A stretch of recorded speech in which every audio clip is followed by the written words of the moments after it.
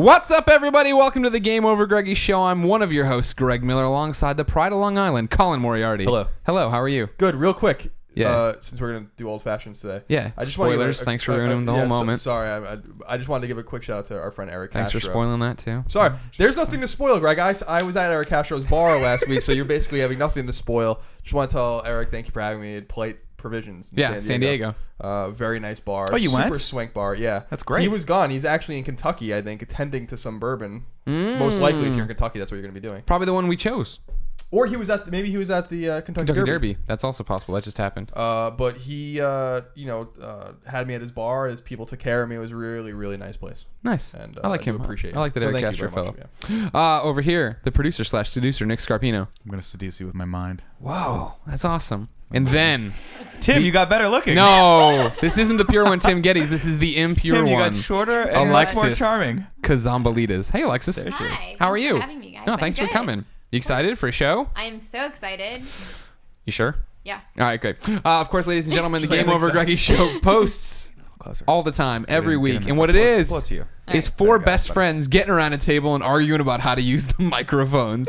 No, it's four these best are tricky friends. things, these microphones. We each come with a random topic of discussion for your amusement. If you like that, you should like the video. You should subscribe to the YouTube channel over at GameOverGreggy.com. Each topic gets broken out day by day until the final show goes up on Friday. However, that's old news by then, because over at GameOverGreggy.bandcamp.com, we post the MP3 a week earlier. The entire show, all of it, for $1. You can get it there, or you can wait till YouTube when it's all free. It's a deal, right? Yeah. It's a steal. Then you can go buy t-shirts over at districtlines.com/GameOverGreggy. Right, I'm not wearing one. I'm wearing a Radio PlayStation shirt because they were guilting me in the comments about never wearing the shirt they sent me. So this is the Radio PlayStation shirt, but you should still buy Game Over Greggy ones. We continually link about it. Links are in the description. There's something wrong with that shirt. Do you know what it is?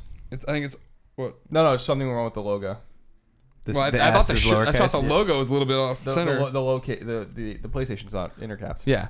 I was like, oh, it's wrinkled. I didn't make the shirt. You're just taking it out. You're taking it out on Radio PlayStation. Yeah, I'm gonna take it now, out. what if they are like IGN is though, where they don't give in to how something want to be spelled? Infamous wants to be lowercase I, lowercase n, all capital. Hashtag Drive Club. Yeah, exactly. That's not how people. You're allowed to do what you want. When people are just making up words, I think it's okay. Sure. All right, let's get into it right away. I'll start. Colin. Yes. As you can see, we have all the ingredients laid out for old fashioned. Yeah. Sorry to ruin your topic. Like, I didn't mean to do that. It's okay. I know. I love you. Don't worry. It doesn't matter much to me. This isn't even your topic. Yes, it is. I mean, it has to do with your topic. Can you just let me take the walk to my topic? That's all I want. Like, You're taking like a really long walk. So, Eric Castro from Polite Provisions. He's the guy who sent us in all the whiskeys we sampled. We chose a barrel. That'd be a limp. Wouldn't it just be a limp? Like one of your feet, like you can't feel it. Yeah. Because you just stood up after sitting down for a long time. Yeah. And you're sort of limping toward the ice box to get the Snickers frozen ice cream bar. Mm-hmm. That's what this is like right now. Okay. Well, I mean, you're prolonging it. I'm watching this happen now. Yeah. Because it's just a comedy of errors, as they say. It's still spot on, I think. People are enthralled, edge of their seat right now, watching and or listening. Eric Castro sent us all this stuff so we can make old fashions. It took about a year and a half for me to finally make one. I did. It was delicious. We love old fashions. So last night I tweeted, that I was like entering this new stage in my life where I'm full on an adult, where I'm making cocktails the way it's supposed to be done. I'm an adult now, right? But this got me thinking in terms of my drinking about the first time I've come so far since I first started drinking. You took a walk. I did. I took quite a walk. You like where I went with this one though? So now I want to make you, Alexis, and myself some old fashions here. While we do that, though, I want to hear everybody's story about the first time they went out drinking. And this isn't like we did an episode or two ago. We did a whole thing about like the worst hangover, the drunkest. We're not talking about like when you raged. I'm talking about when you were a stupid kid and you drank for the first time. What's wrong? Where are all the big ice cubes? I only have 3 of them. There's 3 in there. We didn't refill it last night after we had 3 old fashions. I'll take the little cubes. No. I'm giving you the good stuff. You only need one big ice cube per glass, right? Right. To make it shit. Well, me and Colin are planning on drinking quite a few old fashions. Oh, I see what it is. I've never had an old fashioned. I'm excited. I'm excited for you. Yeah. And this is the other thing I want to say. Yeah, Polite very Provisions, San Diego. We're using their recipe. It's amazing. Eric Castro is amazing. They had sent us these stickers. I think it's time we finally announce them as the official bar of the Game Over Greggy show. Yes. And I'm going to leave it to you to adorn the front of the ice bucket. Sure. A staple Oh my of the show. gosh! I'm so You're excited here. to be part of all this. We had to do was get rid of Tim in that. Now, do you want a rye old fashioned or do you want the bourbon old fashioned? What's the difference? You want the bourbon. The bourbon? Yeah, you're not gonna like rye. Greg All Miller right. loves rye. It's very harsh. You can smell the difference They're first. both really harsh. Well, the bullet bourbon, I think, is a little bit more. It's smoother. The rye, I mean, it's like rye. It's like rye bread. Oh. It does not taste like rye bread. It tastes exactly It like does not. liquefied rye bread with pastrami on it. I don't eat bread. What is this weird? I know you don't eat bread. You could have just stopped at I don't eat. Because we know I do you. eat. I saw you. I literally saw you in the office the other day eating just the exact Look at that. same There it is. oatmeal that The you've had polite all week. provisions ice But it bucket. was the same oatmeal. It wasn't like you went back and got a different one. You were just having one little bite of the oatmeal. It was because you were hosting Daily No, Fix I at some saw that point. too. When she was, it took No, her like. it's just that I graze. You are But a like grazer. oatmeal isn't something you graze. That's on. why you're skinny, right? That is why she's skinny. Yes. Maybe. I That's don't why. know. That's why Because the they rest say of you- I'm not us. a doctor. The rest I'm of not a us. doctor, See, I guys. graze, but I graze on everything on the table all at once. Said And that like a then 1950s all accent. day. I'm not a doctor. I'm not a doctor. I'm not a doctor I'm not a over here. doctor. It's not a doctor. You sound like. Fantastic. Oh man. No, and I'm gross. Like, What do you And mean I'm gross? gross. Yeah. What does gross mean? well, because I eat oatmeal throughout the day. Like, it's cold. That is it's gross. Like, I That's won't a little lie to you know, That I is really won't gross. go out because I'm too lazy to go out and actually buy like lunch. Are you one of those people that gets the lunch just randomly delivered by someone you've never met or No, that's or never only will see Fran again? Mirabella. It's only Fran. Fran, what does Fran do? He postmates it. You know how we Yeah. postmate wings Yeah, because it's it won't deliver. He'll just like he's so busy. He'll postmate from his desk like a Caesar salad or whatever, and not even a Caesar salad, of course, a kale salad with no dressing and yada yada yada. Oh, geez. Or I got green myself juice. a kale salad with some green juice. What's in it? I don't know. It's green. That's what he says. It's Literally, good for we you, were in it's a we were in a meeting the other day at 3:00 in the afternoon, and I saw a guy walk up the elevator with a bag, and I was jokingly, I was like, "Fran, is that your lunch?" And he looks over, he's like, "Oh, it is actually," and he ran out and paid the guy and came back with his kale salad. Oh, But God. he's also yacked, Terrible. so he's doing something right. He's doing it right. No, I mean, you gotta. You know, if you want to be skinny and you want to be fit, you gotta make sacrifices. I guess You it's do. worth bringing up before we go any deeper into my topic of drinking that Colin, you tweeted right before this, and I've been asking all day how to lose your gut, Right. and so that's where a lot of this workout stuff's coming. See, this is the problem. So I have a problem. What's And the problem? The problem is that your problem is you think you're fat. Yeah, I am. You think fat. you're fat, you're I am, not fat. I'm fat. I am fucking fat. You are crazy if you don't You're think I'm not fat. You're not fat. Team fat Colin. represent. Look at my gut. Thank you. You've got a little extra junk in the trunk. That's all you got. You do Oh, have I got a a booty. big. I got a big You ass. have a booty. Yeah, I got That's a big ass. it. I've always had a big ass. It's You getting got a- bigger. It's not a big ass. It's a bubble. They call it a bubble butt. It's not It stopped is a me. bubble It's butt. not stopped me in the Bubble past butt. from I'm gonna come attracting pop it. ladies, which has been nice. You know, a lot of women do a lot of squats to get a butt like yours. Oh, I know. I eat a lot of pizzas to get a butt like mine. You do. But here's the problem. From when I was like very young, like 6 years old until I was 18, I played ice hockey all year, right? And I was a goalie. I was up and down. I was very fit. So I have huge legs, and those have never gone away. But ever since college, I don't do anything anymore. Like, I just sit around, and I work on the elliptical now, but there was years where I just, like, literally don't do anything at all. Mm-hmm. Obviously, my metabolism's slowing down. This is going to catch up to me. But it's just very frustrating because you really have to make a sacrifice. Like, you have to make a fucking permanent sacrifice to be fit. You do.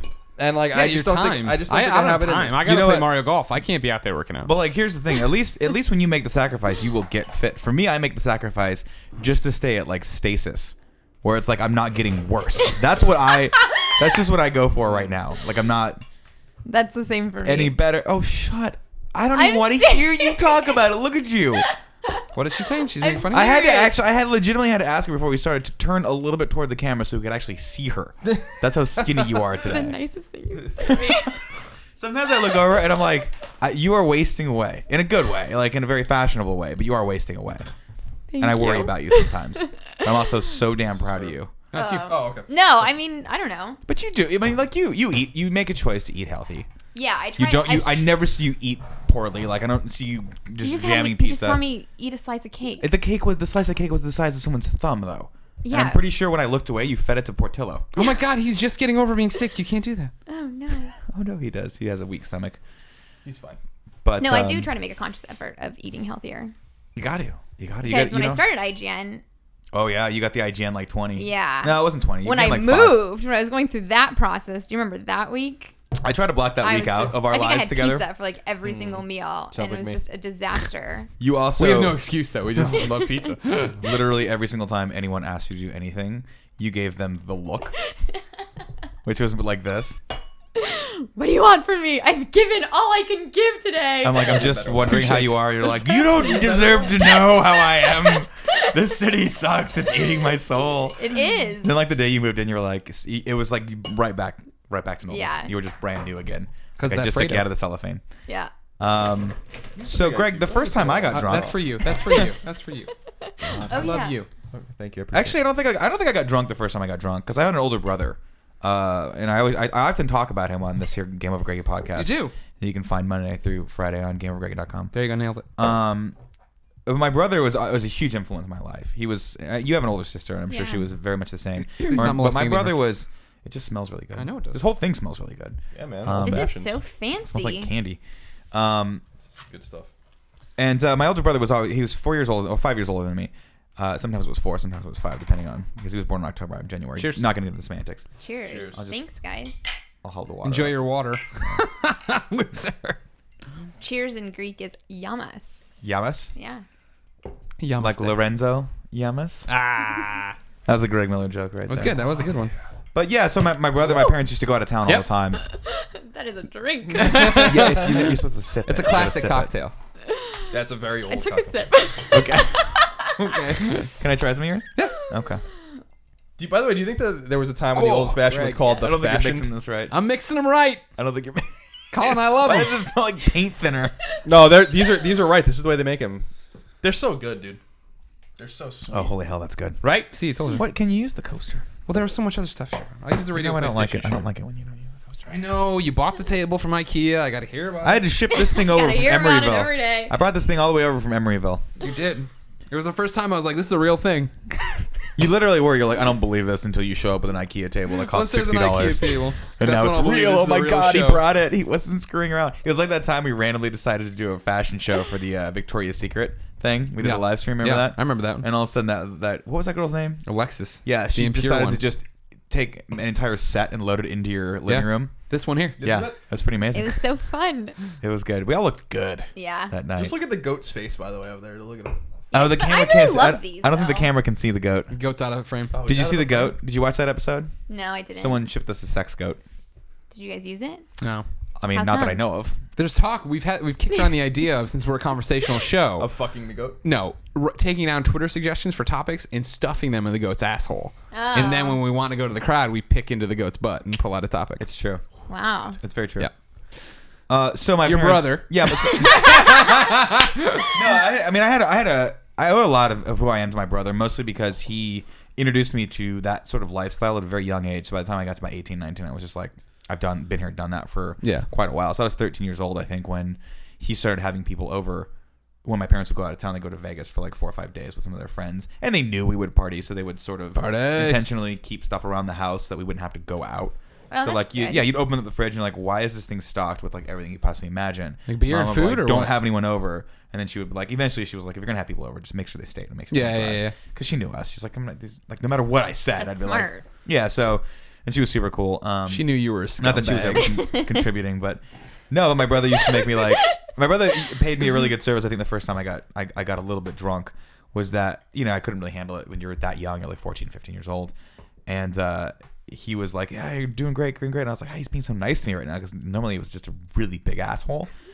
And then toward the end of the night, when he decided to hook up with someone, and I looked around, I was like, oh my God, this place is trash. And like, Mom and Dad are coming back tomorrow. And he's like, yeah, I guess who gets to clean that up? And I'm like, oh, this is my initiation into this whole thing. Great. So I cleaned it up. Then I got in trouble because my mom was like, you know, I can smell the garbage from here, because it just smelled like Coors Light and like the leftovers of the 7-layer bean dip that we had made the night before. So that's my first. At least you offered food at your party. Oh, I was at Mama Scarpino's polite. house, man. She used to make like a giant like or like a La Crusette, just like iron thing of angel hair pasta, and it would last 30 people, probably 4 to 5 days. You know what I'm saying? Like the kind where it's like her idea of meat sauce was 5 different types of meat, including like tri-tip steak. Oh yeah, man. Oh, it was the jam. Proper like, it was, bolognese, The meat, just the sauce itself was a meal. The pasta was like what it sat on. Yeah, oh yeah, That's it. It's I like that, the bolognese with the some pork chops and some meatballs. Oh, yeah. And Sausage oh my maybe God, if you yeah. want to throw it. If you Oh want to get my like God. spicy. Yeah, you gotta get the oh my God, It's the jam. Makes me God, wanna go I used to home. love that. that's why I'm fat. Oh, that's why I am overweight, and that's why I'll always be overweight. Because like, no matter how good I do, for the 12 months or the 11 and a half months of the year that I don't spend time at my parents' house, I'll go there for Christmas. I will gain it all back in 3 days. You guys like have dysmorphia or something. Right? Yeah. You Just let too, it though. fly. You're like, What are you oh, talking about? team Team fat. fat? No, you guys are like not fat. We've already talked about this, and Colin and I don't have to stand up every episode and take our shirts off to show that we are indeed fat. I'm not saying my arms are fat or I'm like a fat dude. I'm just saying I look like I'm pregnant. That's all I'm saying. I don't know. Like I don't like.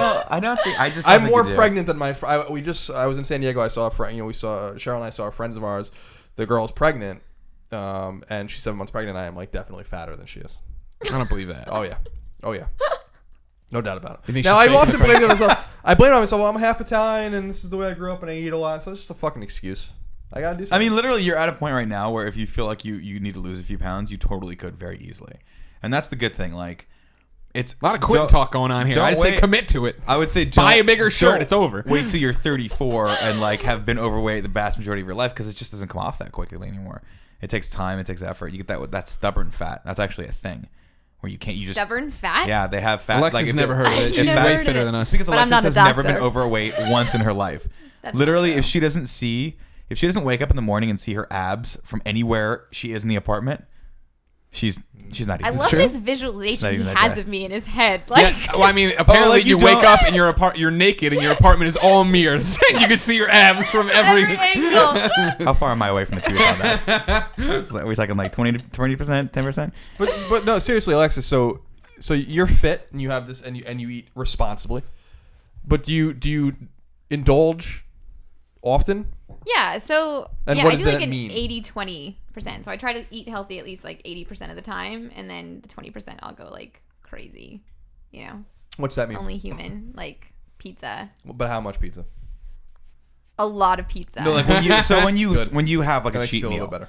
so right. I had it like, yeah, I went crazy on Sunday. I had What like, what does crazy mean? Like half a piece of so there's pizza? this new Greek and a place that Diet opened Coke? up in Hayes Valley called Suvla, and Okay. oh my gosh, it's so Did good. you go with your sister? No, I postmated it. That's Nice. how pathetic I Nice. was. Ate it Well, I on the gotta say- couch and watched Game of Thrones. And I had Postmates is a the jam. gyro and French fries all to myself. To a point, like I ate so much food, and then I had some cheesecake afterwards. To a point where Alfredo walked by and was just like, just like treating yourself over there, huh? Okay, Having Alfredo a needs rough to day? Yeah. Going through a needs to breakup, shut hon? his mouth. That guy, last time I was hanging out with him, I went over to your house that one time to see your guys' new apartment, right? Yeah. And drink all your booze. And Which Alfredo, we had none. what's that? We must have not had any. I think you had some like Coors Light or something. I can't remember what I drank. What is your obsession with Coors Light? I love Coors Light so much.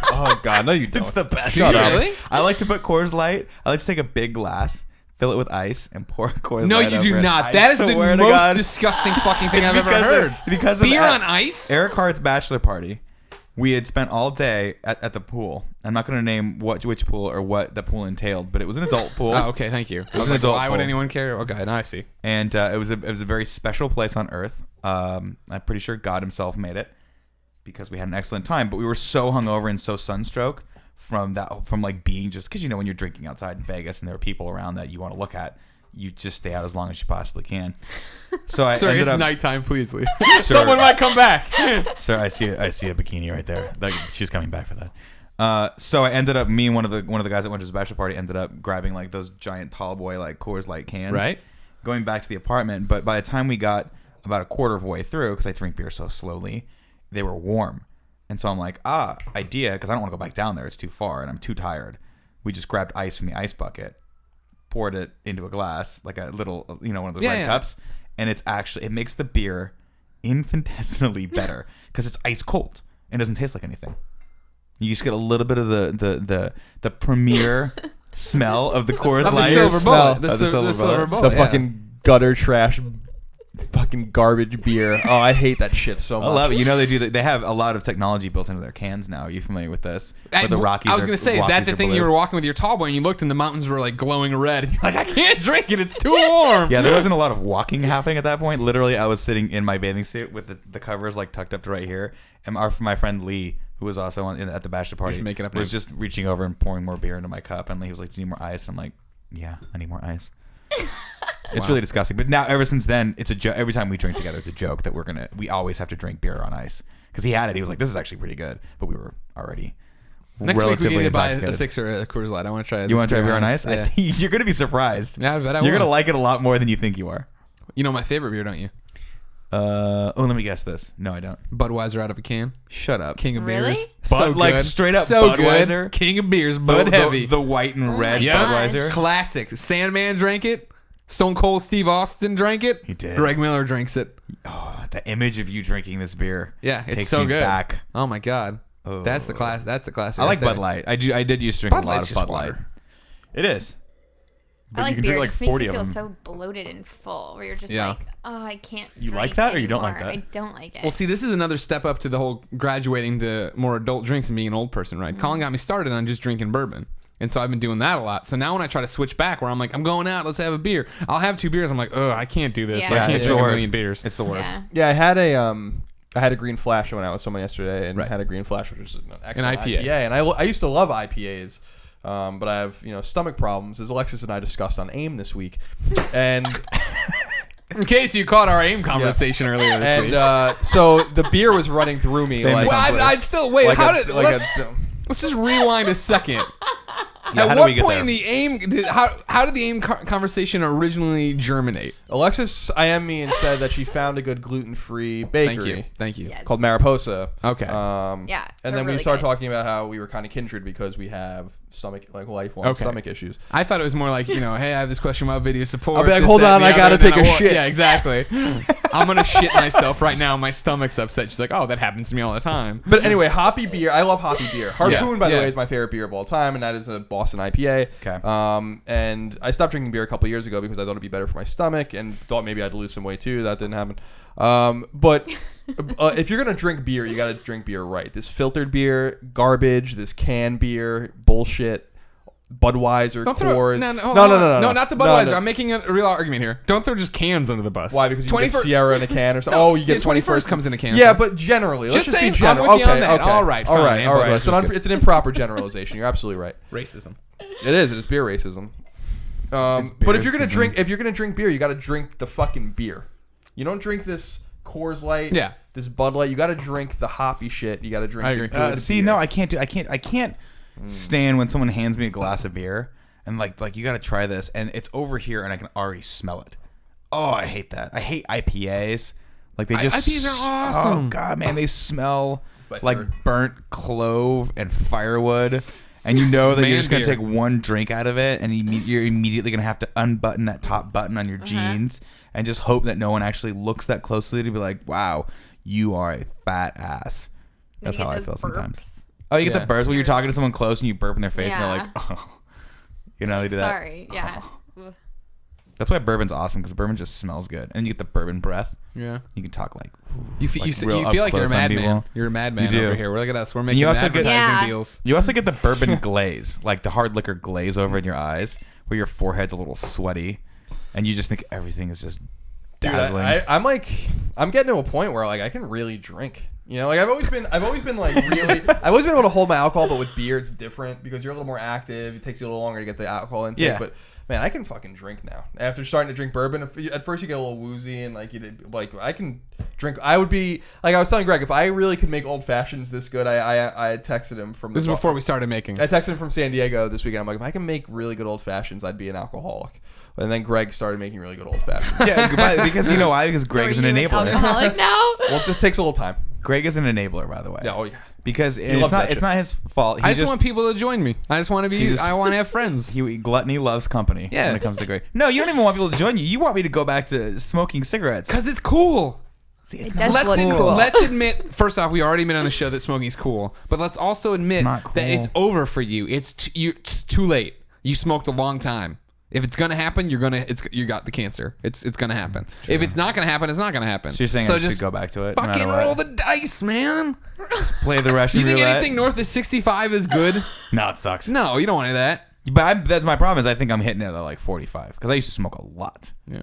Like I was like half pack to a pack a day. Yeah. I'm feeling like 45 would have been. That's the time when I go to the doctor and I'm like, so I don't feel very well, and he's like, that's because you are going to be dead in 2 weeks. But what's the urge you feel? So like, Are you addicted to anything?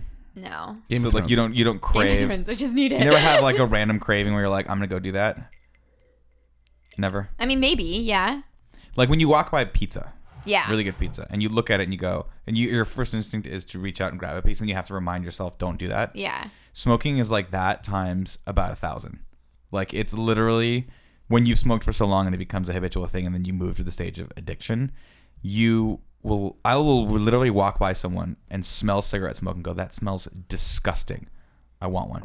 Really? Yeah. Oh yeah. My wife has seen it, and she's like, she'll like yank me around. Like I'll look and I'll just get like mesmerized by it because it brings back all these amazing memories of, meeting friends and having coffee in Newport Beach till 2:00 in the morning while we're playing Trivial Pursuit at this cool place that used to be open. The Beach Pit.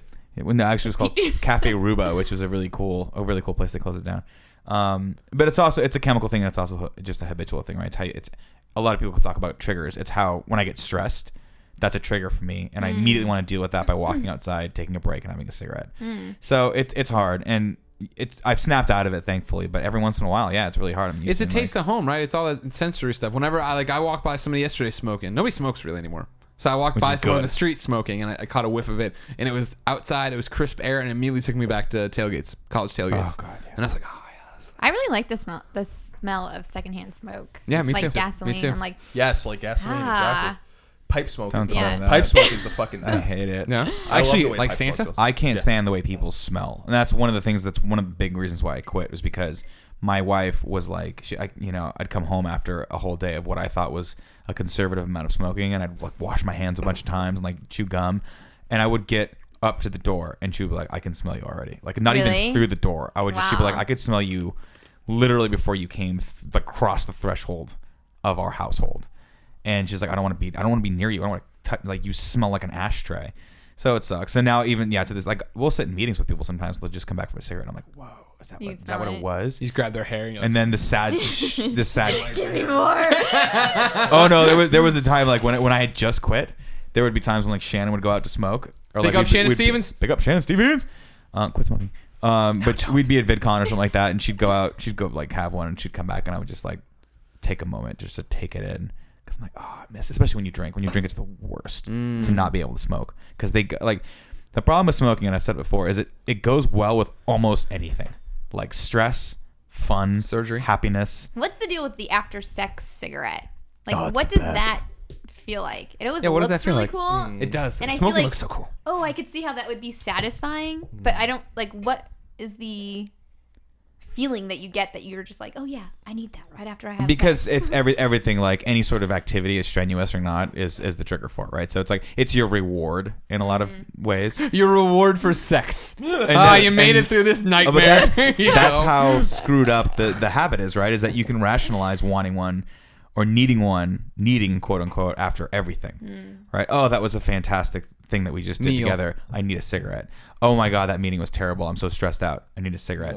Holy shit, it's my first cup of coffee today. I'll have a cigarette. Oh my God, I've only had one cigarette. I just got to work.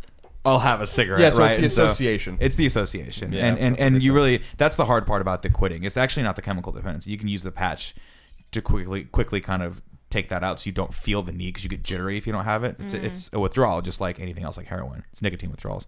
But then after a while, you're just like, I just want to go outside and sit against the wall and not talk to anyone and wear my cool sunglasses. Oh, you used to be so cool. That's how I used to bond with you when I first worked Was at it? IGN. Yeah, you used to sit outside with your cigarette and your sunglasses and go, two things. Look at him. Look, that's how you do it. Two things. And I used to be like, oh man. What did you think? What did you think about me when you first started working at IGN? Were you just like, this guy's out of his mind? Cool. Is that what you were thinking? No, I don't know. I think you were probably one of the first people that I really related to, because Okay. I was like, oh my gosh, it's like someone that like talks to me about stuff that I Don't go too deep into that, because people. I have a really. Well, our I have a James Bond I have a masculine conversations No, you were and- gonna talk about fashion and girl blogs, because I love looking at that stuff too. Some girl blogs. Oh, it's true, because she come. I'm like, oh my God, have you read The Superficial yet? And she's like, yeah. Why did you read it? Why are you reading Jezebel? I used to check in on the Superficial every so often. Oh, that guy's a genius writer. Jezebel's an interesting website. Is it? it is. Yeah, it is. My wife Yeah. reads it a lot. So I felt like there was a lot of stuff that we could talk about. Alexis, We bonded. A Yeah. lot What's of your pop drunk? culture stuff. tell me about the first time you ever drank. The first time I ever drank, oh my gosh, it was a disaster, actually. I went to a high school, it was like a high school dance, and I really liked the guy I went with. And What age were you? Like junior, senior, high school? See, I was hoping it was gonna go that. Yeah, I went to a high school, and she's like 20. She just I thought it was popped gonna be in, opposite. back home, chilling out at some high school. No, I think it was like 15. Okay. And I drank Jack Daniels. Oh, the Tennessee golden whiskey. goose. And I was trying to be so golden ticket. cool. And we sat down at a table and we started playing like a drinking game. And You were playing a drinking game with yeah, whiskey. And I've never Why drank. not? Jump right in. Yeah, I had never water's drank great. before. I didn't know much about alcohol, and so I sat down at the table and I didn't get up for the whole night. Like, Oh my God. yeah. And so I felt like a little drunk, like, but not. I was like, oh yeah, this is fun, whatever. And then my dad came to pick me up. Oh, yeah. your dad's. By the way, Jesus. let's stop. Let's pause the story here. I've met your father on 3 separate occasions, and I remember all 3 of them vividly because your dad is a very nice, very compact, very Yes. intense human being. He is. Who I believe could talk me into doing anything. He's So a I would be- compact human being. He's not. I mean, he's like he's like He's not tall. he's not like a big hulking man. Sure. He's just an average sized guy. I like the descriptor a lot. I never met him, but I like that descriptor. Thank you. I saw him once when you first started Compact working. man. Yeah. So I mean, I was like, I didn't I mean can that. I didn't mean that as an insult. I didn't mean that as an insult. He Mr. burst through the Cozombolidis. wall like Kool-Aid Man. No, because he wouldn't burst. He would walk in subtly. Yeah. And I'd look over and he'd be there and he'd be like, Nicholas, I'd like to talk to you about the word compact. And then I would just feel like terrible. I'd have to make it up to him for the next like 2 years. Okay. He's really intimidating. He has a guy. very mafioso vibe to him. He You get does. in the car. Yeah. What happens? So I knows? started walking, and the guy, like my dad, called me on my cell phone and was like, "Hey, I'm outside. Come outside." So I love went that you to had a cell grab phone my in high stuff, school. and then I'm walking out, and I'm like, "Oh man!" It hit me so hard, and I was like, "This is not good." And the guy walked me out to the car, and I was like, I don't want to say his name, but he was just like, are you gonna be okay? Like, What can I do? Yeah, I'm what a do we dumb tell your dad? 17-year-old. And I was just like, oh no, like I don't feel good. I was like, all right, I'm just gonna like play it cool. I get in the car. We start to drive home, Oh, it's the worst. and I'm just like, my dad was like, oh, like, have you been drinking tonight? And I'm like, no, Dad, like, no way. And I'm sure he could smell the Jack Of course. Daniels on me. And like earlier that night, we went out to like a seafood restaurant. Which Jesus, this turns story out is What not did you- going why would you well. do any of story is this? not going I'm well. allergic to all like seafood. So on the car ride home, I was just like, Dad, I'm not feeling good. Like, I don't know what it is. I think I caught something. Turned down the window. We were on the freeway in LA. I pulled down the window to like puke outside. Oh, But God. because we were going so fast on the freeway. Oh my God. It was going into the car. And later my dad told me, oh my God, my poor dad. It was like hitting him in his glasses. Oh, that's disgusting. And he would just be like, are you okay? Are you sure you didn't drink tonight? And wiping it off like his face. And I was just like, oh my God. That's God Your- bless see, parents. Yeah, And you're it was like it was disgusting. It was like in my hair and just all over the back seat. I had a very similar experience with a girl that I liked once. That happened to me where like I was taking her home. I was trying to be like the cool guy and like win her over, and she was super drunk because my friend had gotten her drunk and they were like hooking up at the time. I didn't know, so I was like, I'll take you home. I'll be the cool guy. Oh man, I think we got on the 57, and I don't even think she was trying to make it outside. It all just landed in my back seat. It was disgusting. Once in college, we had a giant party, like we did, and then the next day I was taking home. I was driving to Chicago, so I was going through St. Louis, and I was gonna take one of the first years home with me, like to drop him off in St. Louis on the way. And so I woke him up on our couch and put him in the thing, and we're just driving, and he was super hungover. I could tell, and we're just driving, and he'd been sleeping, and I look over at one point, and his cheeks are just full, and he's like pointing at the side of the road. I'm like, oh geez, and I start rolling, and then he just looks down and barfs all over himself. Now luckily there was no gross like chunks in it. It was just he had been drinking, so all it was beer. Yeah. But like we got there, he got out of the car, settled down, he's apologizing profusely. I'm like, no big deal. I'm just like, but next time there's a window. You didn't have to like last ditch effort, I'm gonna vomit all over myself to make sure I don't vomit all pulls over his shirt up and he's like, here we go. Yeah, exactly. Truffle So shuffle. were you in trouble? Did your parents care? No, the next day I felt like utter crap. Yeah. So I think my dad was just like, I think You've been- yeah. So Yeah. he was cool about it. Yeah. Mine was, I was a late bloomer to the drinking. So between my, junior year ended, and between that and senior year, went to France on a trip. And in France, obviously, there's no drinking age. So they're like, but they're like pounding in your head, the chaperones, like, we will send you home if you're caught drinking, yada yada. But everybody's like, you're gonna drink. You know what I mean? Regular Like, does it. Yeah, exactly. I don't care. Like, they're not gonna send you home. You know how expensive that plane As a ticket is. kid, Just you do not randomly know that, send but I you- think- and they they're probably- gonna spend $3,000 to Yeah. send you home. No, Buy a you'll last stay minute there. ticket. Yeah. Not gonna happen. There for a while. Yeah. But You're so, locked like, into Europe until. But it worked. Like, I mean, like, kids were terrified to drink, but we all wanted to do it or whatever. And I remember telling my friend Poe, like, before we left or whatever, like, I'm gonna figure out what my drink is. You know what I mean? I'm gonna figure out what my go-to drink is, and I'm like, I think it's gonna be a martini. Like, I was like, it's gonna be a martini for sure. And Junior in high school. It in had that summer. I know, right? I know. Heads up, I was not a James Bond fan. Still am not. So Yeah. it wasn't like that illusion. It was just like you saw people drinking them. And you're like, that looks good. Why Yeah. not? Whatever. I love martinis now. By the Me way, too. Yeah. I used to I haven't hate had them. one in Yeah. forever. I should go back. Oh, I haven't had one, I think, love since them. this experience. But like, we went out that night and we finally all broke away from the chaperones and we went and it was like just a comedy of errors, of course, a bunch of stupid kids who barely speak French going out on their own in France.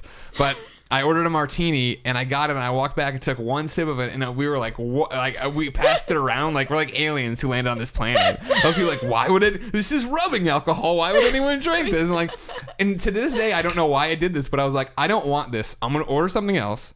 But So as figure out your drink. This so is as the summer. not so as not to call attention to it, I put it in the ball return of a pool table, thinking that. So I'm sure an hour went by, the balls went down there, smashed it. Some poor French dude cut his hand open. Sorry if you're watching. Like, oh, where'd the 8-ball go? God, I don't have a thumb anymore. So yeah, and Shit then I went up. in. We went to a different bar, and I was like, I'm gonna order you and me a beer or whatever. There, and so I went up and tried to order deux beers or whatever, but I said deux, so I started turning. I turned around, I turned back. The guy's pouring 12 beers. I'm like, no. And I'm like, he already made like 4 or whatever. I'm like, I will take these. I will pay for these 4. And then like walking home, like all like, is this drunk? Like, you know, you're like trying to, and I'm like, I'll walk in a straight line and see how that goes. And yada yada. And meanwhile, another friend had gotten like bombed, so like we're carrying him home, and like, we're in the metro. We barely understand all this stuff down there. We're carrying, like, he's literally like arms around people carrying him home or whatever, and he is ranting to the one dude just about how great how great he is and what a great dude he is, and the dude's girlfriend is walking in front of us, incredibly angry at this entire situation that she has to babysit all these people. And so the dude just goes, hey, yeah, and Ryan, your girlfriend's really hot. And she's like, that's it, and just like started speed walking away from this disaster. But and then we got home and like everybody's trying to sneak back into their rooms and be stupid, but Was she hot? she was hot. Oh, okay. Well, then he wasn't. That's awesome. lying. That's a great first But drinking that's like your thing of story. like, you know, like when In you're first learning, you know, how you're gonna The act. etiquette. Yeah, when you're drunk. At that point, did you decide at that point that you were going to be insanely loud when you get drunk, or did that happen over time? Of course, that happens because of my ear deficiency. Thank you again for making fun of me for that. I don't believe For you your have an what? ear deficiency. I'm hard of hearing. Oh. I don't think I'm loud. What? I don't think I'm What? loud. I don't think Are I'm you loud really? either. Yeah. Shut up. I mean, I wasn't like you. We talk about this all the time. Like we I went think to I have a hearing We have deficiency never too. we went to Damon's show. You We just didn't like talk to about be this there. heard. We went to Damon's show, right? Yeah. And like, I love Damon, and I want to support him when he does these shows, Yeah. right? It's a living nightmare for me, and that's why I leave early, because I show up and I'm taller than everyone else. So on a normal day, I can't hear you that well. But then when it's just like fucking crazy music, it's literally like I have to bend down, and I'm like, all right, what? And I'm like, I'm putting my fat head right in front of your face to catch whatever nonsense you're saying about some shit I don't even care about. That's almost enough to make me happy that I'm not tall. Yeah, Almost no, right there. It's, Almost it's right there. I mean, for me, it's like the double. Like Steimer does it all the time. I'll be doing dishes, and she'll be in the like sitting at the kitchen table and try to speak to me, and I'll turn off the water, and I'm like, "What? Like, you know, I can't hear you. Like that water is Oh my enough to God. drown out a That's person." crazy. That's how I didn't I know feel. that. Yeah. I'll be in the bathroom. I'll miss the doorbell, and like somebody comes or whatever. And I'll just be brushing my teeth or something. I won't hear it over anything. Like my phone That's won't wicked. hear it. Like when the texts go off or the Yeah. phone rings, I can't hear it. So I think like it's one of those things. Like we'll be in meetings all the time, or like not meetings, but like we'll be trying to talk about something top secret, and you'll tell me, all right, write it down. I think I'm being quiet. Wow. Like, I didn't know don't get me that. wrong, I thought you know were how just to a get very loud. I know that I'm a verbose- loud person, but like when I'm Man. casually talking to you and I'm not whispering, it's not on purpose. I just- didn't. I can't all catch these it. years we've known each other, I did not know that. It's about not, you. and this is totally one of those like self-diagnosed things. Like, don't get me wrong, I've never gone to a hearing specialist and they're like, you're fucking. What is that? Is the building coming down? Yeah, I have slightly worse hearing in my right ear from my crash cymbals. Because I play drums or whatever. But I don't think it's that bad. I listen to music fucking really loud too, as Yeah. you know, like Yeah. in my headphones or in my earbuds and on speakers. So I'm gonna have some crazy tinnitus in like fucking 10 years probably. Which like My dad was a musician is. drummer all in high school and all through college, and like even to the point where I was like, I think he stopped doing it when I was like 7 or 8, and he has the world's worst hearing. And it actually is worse in one ear, and I think it actually is where it's for where your cymbals are. probably Because That's if crazy. you're sitting, this way, your left. If you're playing as a righty, your left ear Is- goes yeah, towards your like hi-hat. this, right? That's crazy. Or this, I don't know. But my drum teachers as a kid, my parents were always like, "You should wear protection." Like, You're like, no way, man. You're like, all "That's that's gonna protect me is the beats and the Republican Yeah, Party. man." John Bonham wear protection. I And don't then when think I was so. Keep your laws off my I drums. was in a band in college, and we would play shows or whatever, and I wouldn't wear protection either. And like when you have the monitors facing you, and it's like really fucking loud. Yeah. But I felt like I couldn't hear it with like. I'm like, I don't know if I'm playing loud enough. I can't hear the low end at all on the bass. Like, it's just it was no good. You had to sacrifice for your art. I respect Yeah, that. yeah. Yeah, but I'm gonna pay for, especially with how because I love music. I listen to music for hours every day, and like it has to be loud. If it's not loud, like I don't want to listen to it. How many hours of that is 311? I don't listen to them. I listened to them this morning when I was working out, but I don't listen to them every day. There can be months at a time when I don't listen to them. Okay. Yeah, I've been listening to a lot of degent lately. Oh, It's a okay. new metal genre. What the hell's that? Like degenerate? No, it's like. No, Well, like the gentleman. Well, It's French. I'll bring up an example as I tell you about my. Thank my you. story. Let's hear So this. I was thinking about this, and I remember specifically the first time I ever had a drink of beer, which I think is funny. It's not the way you're looking for. I'll give you what you're looking for, but I was at I'll give you what you want. I was at my buddy Tim's brother's graduation party, and he got into Cornell, and I remember like they. Cornell's upstate New York, and, Yeah. and it's a big deal to get in there. Yeah, and Yeah. so I remember they had Cornell written in like lights on like the fence. And I remember the whole thing. I remember his father's friend, whatever. Like I was like, "Can I try your beer?" They were drinking Budweiser out of cans. Yeah, they were. And I remember just King of drinking. I remember beers. just having a sip out of it. And I was like, "What the fuck?" Like the same example. The same. I remember my dad did that at one point too. Like, you have Yeah. a sip of beer and you're like, this is terrible. I'll never drink this. Yeah, I actually think that older people do it as a thing. They're like, you're not ready for this. Yeah. But the first time. So it was the summer after 9th grade. So that's like 1999, 2000, something like that. Sure. I was always, the same group of friends that I still have from home. We were all hanging out, around his pool, whatever, and we would drink Zimas and Mike's Hard Lemonade. Zimas. Because Zimas were the We jam. thought we were so cool Oh, yeah. by drinking wine coolers and all this kind of stuff, but the fact that is we just didn't have the balls to drink. Yeah. Yeah. Oh god. Yeah. I always think back to that one, like, what? So, France starts this alcoholism spiral for everyone who was there. Like, this is great. We need to do this more often and back home. Why don't we do this at home? You know what I mean? And so we had a condo party at one of our a condo my parents owned that wasn't inhabited, right? Like, it was set up but nobody was living there. That's awesome. So I threw a party and I was totally the pussy about it. Where I was like, I did it and set it all up with my friends, and then I was like, Mom, I'm gonna have a party. Like, you know what I mean? Like, I did the whole thing. I'm telling her, she's like, fucking goddamn it. Well, don't drive. Don't let anybody drive. I'm like, Yeah. that's why we're doing it. You know what I mean? You feel like you're doing the right thing. And I will never forget when we got there and like we like you're making like the list for like somebody like whoever, Chris Nelson's older brother or somebody to go buy us alcohol, right? And so we write out this giant list or whatever and give it to them. And like I remember, I'll never forget, we put like 13 things on the list, and then at the end one of us is like, should we get some beer? Like we had like Pucker on there, and then, like, you know what I mean, and Pucker? Mike Hard's lemonade, and just a bottle of vodka. Like, you don't even know what you're doing. You're just like, yeah, give me all this Give shit. me a bottle of vodka. And then we got like my a 24 God. pack of MGD that like one got drank. And people were like, this is terrible. You know what I mean? Yeah, but you got to ease into it. But what you don't realize is that the malt liquors are like really, really much stronger than beers, and they sit with you a lot harder. So we would drink like all the time that like summer. Yeah. I don't even remember how the fuck we got any of this shit, to be honest with you.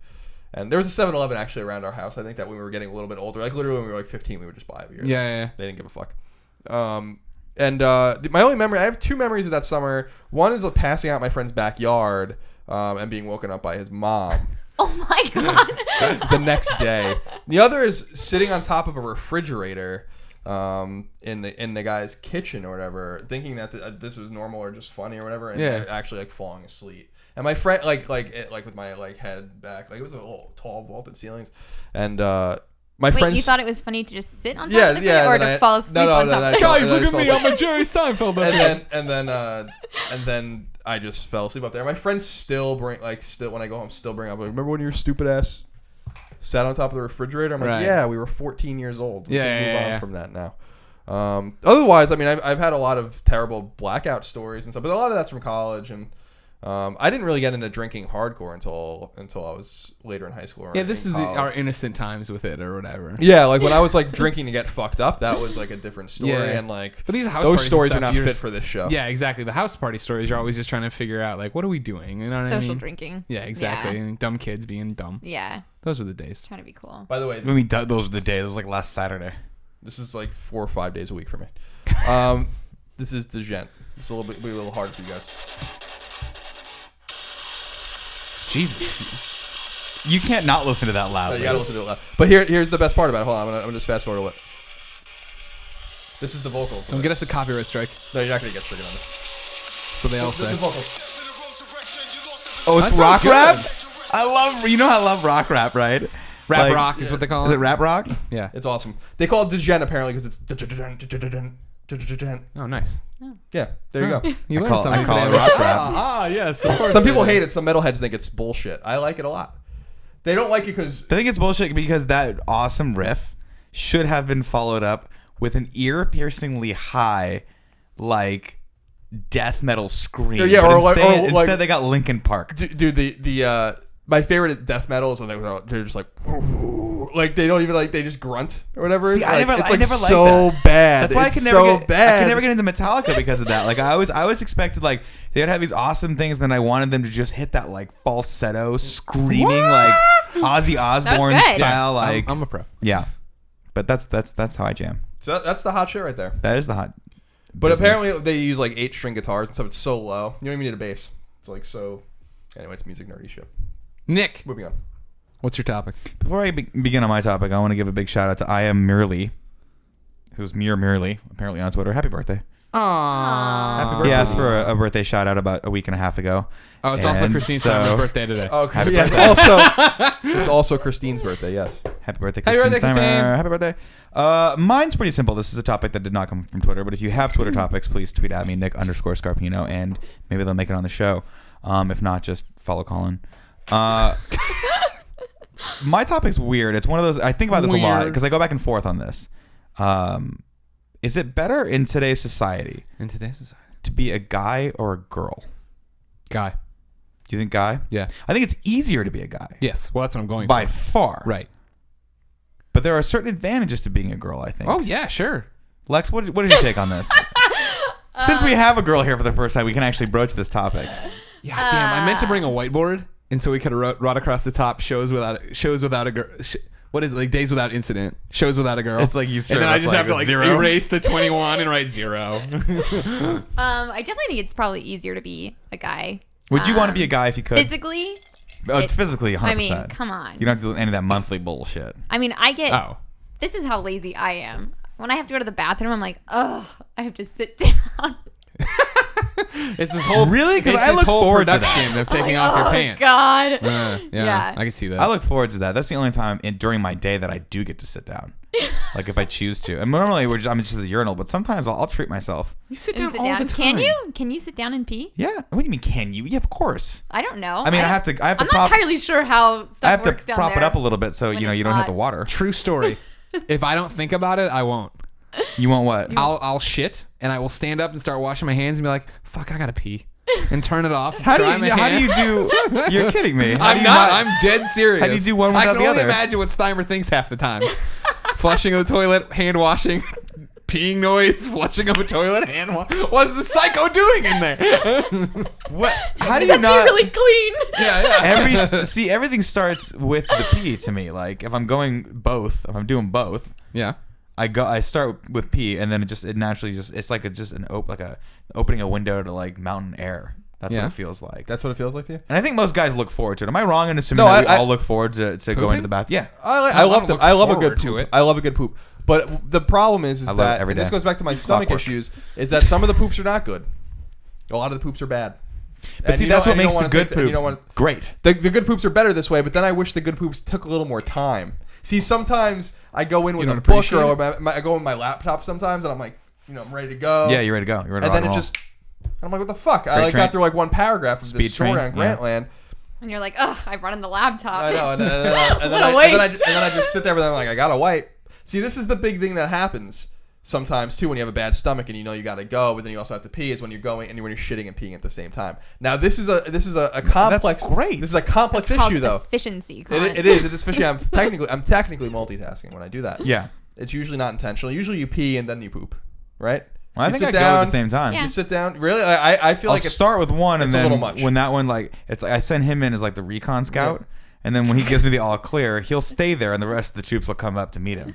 And then they'll take the gate or whatever the hell. Right, in whatever this Whatever this military, analogy is. analogy's going. whatever military, arcane military Whatever gets you analogy. through it, Nick. Oh Christ! It's late in the day, guys. It's late in the day. But you know, It's like 7 o'clock. What are you talking about? I'm getting old. Whatever. there's a Curb Your Enthusiasm about how Larry David won't pee standing up anymore. I don't even, like he couldn't see in the middle of the night, so he'd start peeing sitting down at night, so he didn't have to put his glasses on, but then he'd always pee sitting down. and he thought it was like so much more comfortable and stuff like that. I agree, but I also think it's more efficient and easier to pee Right. standing up. And you don't see Especially we when have you're the drinking a lot option. of You don't water. have the option. No. I'm 50-50, but sometimes like I said, I will treat myself, and I'll go. You know what? Like if I'm at home, I'm sitting. When you pee, just even you have to poop. Don't have to. Yeah, nothing. I'm sitting. I'm gonna give my back just a rest. I'm looking at something on my phone. I'm just chilling, reading a blog or something. And I'm there, just enjoying the quiet. That's a good point. That's a bonus I've never thought about for the sit down pee. Because there's been the times when I'm peeing standing up and I have the phone. And I'll you're fumble like, a little bit. And you're like, oh, whoa, that was a fucking you gotta close fumble call. the rock, yeah. Holy shit. And all Oh, you yeah. get scared once with that. You think about it the rest of your life. Oh, yeah. I bring it out and I go wide now. Or you go wide. Bring it out and then I bring it over here. See, I don't even. away from Sometimes the I bowl. do it at work. Like I'll be checking emails, and the work would be like probably the worst urinal to drop it in because Oh, they have God, to post. yeah. By the way, you don't know this because you're a female. But we talk about it all the time. They constantly post these horribly printed signs. I put the last ones up. Did you really? Yeah. In the today's bathroom? challenge? Yeah. Today's challenge is you? Yeah, that's me. I didn't You're know kidding that. me. Yeah. Oh my People god. piss all over the floor. Ugh, that's Like it's in what happened. It's not that they piss on the floor. It's I'm convinced it's Oh, the it's overspray. like- what it. But It's what the no, dribble. But It's what, the I go. yeah, but it's what it too is much. it starts in the morning. So the first person will do it. There'll be a little dribble on the ground. So the next person stays a little bit back, and the next person stays back, and so then it just keeps creeping until there is just a puddle of piss you get like on a the floor. lock. Yeah, just a Loch Ness. that's just down there. that's a creature. Yeah, I'm gonna write new signs tomorrow. The Ness wasn't the Loch Ness. So wait, what is your challenge? I just wrote The pond like, the thing was in. because it's so gross. Never It's just mind. so gross. I just said today's challenge in huge letters on it. Because there's usually things in there about like the Burger Time challenge or whatever, yeah, yeah. Janiac And challenge. I just said today's challenge: don't pee on the floor. Good luck, and put them above and it the worked for a urinals. while. Yeah, and it always works for a while when people are reminded of it. Yeah, but you Yeah. weren't the only person to do that. Like HR put some stuff in there too that was like, "Hey, if you're having trouble peeing, try harder." And you're like, "That's not clever. That's not clever." Try harder. That makes me pissed, and I'm You like, can "No, do I'm it. actually." So it has the It'll adverse make effect you on me. piss. There's just something like I feel like it's only one or two people at work though, because you go. No one's gonna claim responsibility for the loose bladder that's fucking causing these issues. I'll say, but I'll you go go- downstairs to the bathroom where all the other little companies are, and that bathroom's totally fine. There's no pee. Wait, everywhere. You go also down have there? a higher Yeah, I volume. go down there when I poop. I go down there. I go down there to poop too. sometimes. I think I ran into you when you were coming out. Oh yeah, you looked unhappy that day. I don't know why. I remember day this was day. that? I don't know, but you looked like upset. You were just like hi, and like walked by, and I was like, She was going through a lot in the bathroom. Do you like to like? I can relate. I don't think I can't. I don't like going. I don't like pooping in a bathroom where I know people are going to be that I know. Does that make sense? Yeah. Yeah. Like I'm in the bathroom and I know I'm going to run into someone I know that I work with because even if I You see come their out. shoes and I'm like, I know who I that don't is. want to share this moment with anyone. Yeah. I want this moment to be mine. This is mine. This is all I have. in my especially when life. you have That's one just of mine. those. Especially Yeah. when you have one of those gaseous farts. Oh, you know it's going to be with like the poop, like where like loud you're and just cloud. yeah, it's just like it is what it is, and sometimes someone sees you go into the stall and they're Yeah. there, and I'm like, That's the worst. I'm like, I'm doing it. I'm sorry. Like this is what I got to That's do. how I feel. I'm like, meh. But I think Do- in like- our situation though, we're just like very You and like one of the Yeah. other two girls. yeah. Me and Naomi.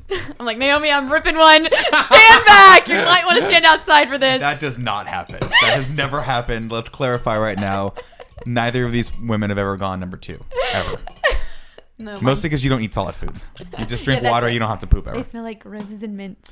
They really So outside of the bathroom, though. You just go into the bathroom. All you do to go. I'm convinced that when like good-looking girls go into the bathroom, all they do is check their makeup and they come right back out. That's exactly right, right? That's exactly Perfect. it. Well, I Makes always, sure they look good. I mean, I always love to think Would about never it. want to burst the bubble.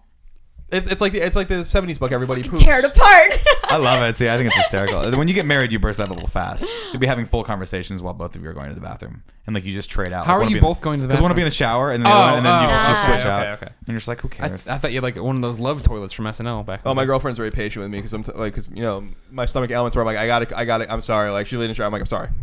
I gotta go. Like there's nothing I can do about it. I've also had situations where like we're in the car like 10 minutes away and I'm like I'm gonna shit my pants.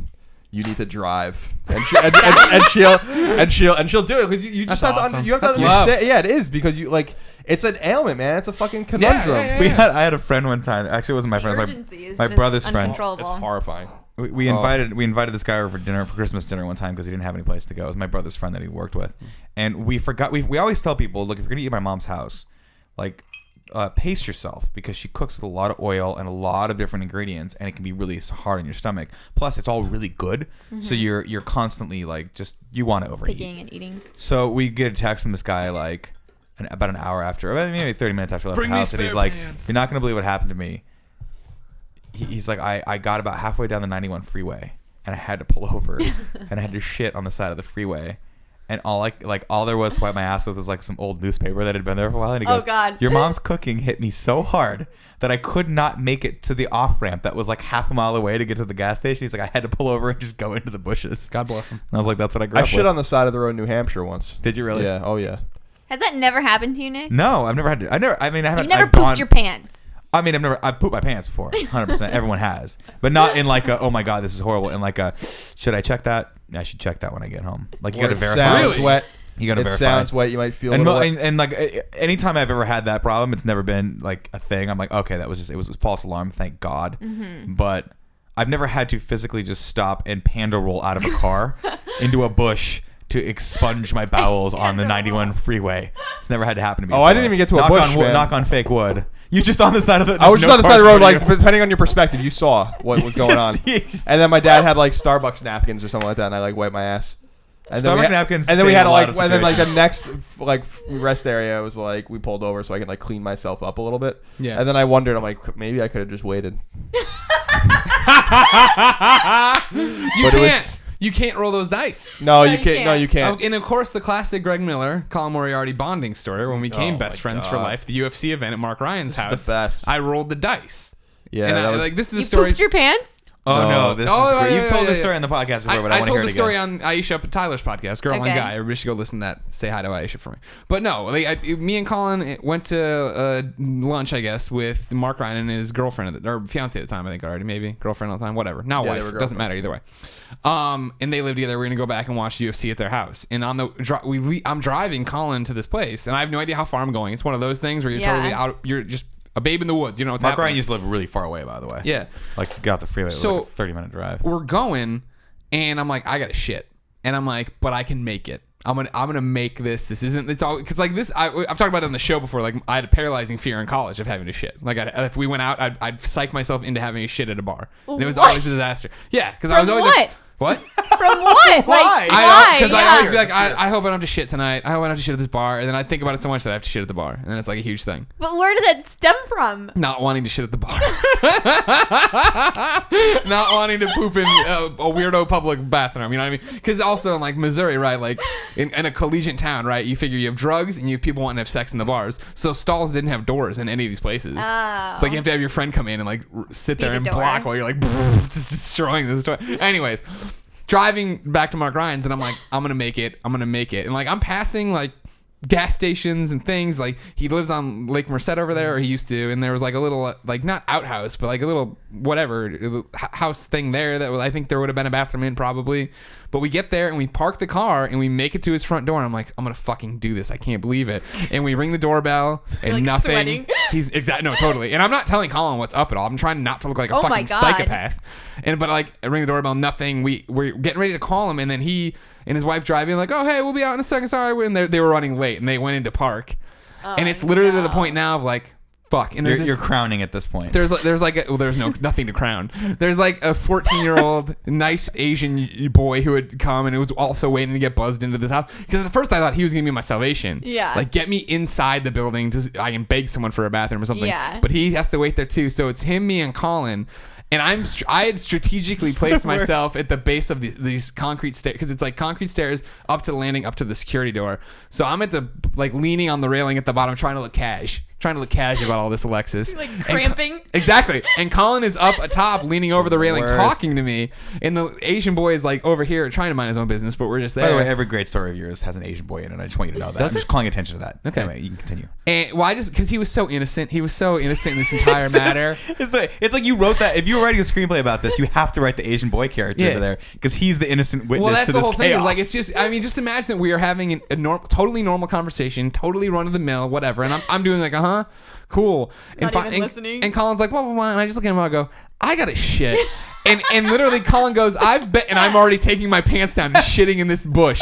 And Colin, without breaking stride, is still leaning over and he just goes, are you fucking kidding me? And I'm like, no, man, I got to go. And this is when I knew Colin and I were set for life. He's just like, I understand. And meanwhile, this kid is like, whoa, he's like turned around now and pressed up against the glass like this. And so like, Greg wiped his ass with the bull's head. We went to get burgers at Bull's Head. And he wiped his ass with the Bull's Head receipt. yeah, but I But look see, at this. so this I look at this kid. I'm like, yo, kid, you got any toilet paper? Just because I'm like, well, now I'm fully committed to this story. I'm gonna Go pull get him some into toilet it even paper more. for He's me. like, no. But So it was a that's- disaster. I guess that's That what I is would be amazing. scared about is because when I go to the bathroom, I need a significant amount of toilet paper. I don't know that a napkin trust me, this would didn't get work. the job done. But see, I feel This like is a patchwork. That's No, maybe you one went of back up the there and cleaned up. that's Yeah, one of the exactly, advantages like to being a girl over a guy is that I just don't think the output is as much when it comes to that specific activity. Well, it depends on how much you eat. Yeah. That's all it comes down to, right? I And don't I think know. it depends on like what you eat. It just right? seems like so Like- much easier for women to go to the bathroom. You like you'll wipe like once and then you're good to go. Whereas a guy, that could be an all-day activity if you had the wrong thing the night before. Yeah. Or you didn't drink enough water. That's the worst. Yeah, it's like when cleaning like I feel peanut like when you butter don't out drink of a enough thimble. water, it's like you're pooping like a rabbit. Little fucking hard Pellets? little pellets. Oh, it's different. It's different for me. It's more like pooping beef jerky. Oh, Or you're trying to get like peanut butter that out would of make a me hungry. shot glass, you know? I hear that. I hear that. By the way, before we get off this topic, I just as a random. we haven't even scratched the surface. All we've said is I think we adequately explained. The big thing for me was like the difference it's cool between to how sit men and women down, poop. and then we went off on a tangent. But I just want to tell a story real quick. Yeah, well, not even a story, just about someone. We're a conversational podcast. My Don't worry brother, I have a brother, Dagan. He's older than me. Don't make up names. One of Just give him a real That's name. a Star that's Wars his name. name. His name's Dagan. Dagan And Bob. it's a Gaelic name. And he has a good friend named Rick. And they used to. My brother lived in Philadelphia for many years. Still lives there. He lived there for like 20 years. And Rick has a thing where every year he shits his pants on accident and like can never get through a year without accidentally shitting his pants. And every time Wow. you see him, Yeah. you like it's like he's like every year without fail, like he finds himself in a situation where he shits his fucking pants. And you'll see him a few years later and ask him, like, "Did you shit your pants recently?" He's like, "Yeah, I shit my pants last year." It's like, what the fuck is going on with this situation where you habitually annually Yeah. shit your pants? I haven't shit my pants, I don't think, since college. I shit my pants in college for sure. Yeah. But I mean, I feel like everyone's had the oh shit moments where you're like, that's exactly it. Where you're it's in like, a "Nope, not making crowd it." or you're driving and you're like, oh, I gotta, and you kind of let a little something go and it's just a little more than you think. It's more than you planned on. That's exactly what it is. It's not You like know? a full blown like I just shit everything in my gut in my pants. It's more like and you tighten up real yeah, you're fast. like, You but it's too late. Right? Yeah, Like, See, no, mine's the no. complete opposite. The only times I've Slam ever on your shit my brakes by pants. accident because you just season every muscle in your body to keep it in, and you're like, you have that moment where everything's tight, and you're like, did I do it? Did I succeed? And you kind of let it go, and you're like, no, I don't think I was See, successful. that has never been the situation for me. Oh, if I've right. shit my pants, I fucking. You went full board. Oh my god, it's like over. you just Yeah. spackle them. everywhere. Yeah. Throw the See, fucking because mud at the wall. what often happens to me, because you know you when you have a bad stomach, you get a lot of gas and all that kind of stuff, is you like try to read your body and like it's like telemetry and like you're trying to like, Because can sometimes I let out a little bit? Yeah. Can I let a little bit of this pressure out? Yeah. And then you Can I like, just and Sometimes then- you can't even. You're Yeah. just like, but sometimes you misread the situation. You're like, you think you can, and then I'm like, well, I just shit my pants.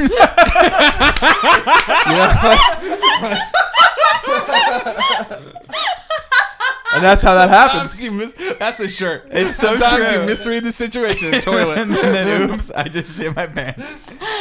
That's so true though. It's nice to know. See, it's good having a female presence every once in a while to know that women actually go through some of those horrible things. I thought guys were the ones that had this Oh problem. no, definitely not, dude. I always love to think of like, you know, the hot girl you like or whatever when you were younger, like there was a time where like she had a shit so bad, you know, like just like the same situation you might find yourself in. I love thinking of people in these uncomfortable situations that they would never talk about. Yeah. Because it happens, like everybody poops, like I was saying, like that book. It's like, it's true. Like everyone farts every day. Everyone takes a shit pretty much every day. What? You know? Is that true? You don't have to answer. Yeah, of course it's true. But I feel like if a woman accidentally goes to the bathroom in her pants, that's got to be like disastrous because there's not a lot of layers to catch that stuff, right? You just got a thin string and then it just like splits the stream and like splits it out. Unless it's like a thong. So a wait, sturdy I was thong, gonna wait. just like So a net. everyone's in a thong to you?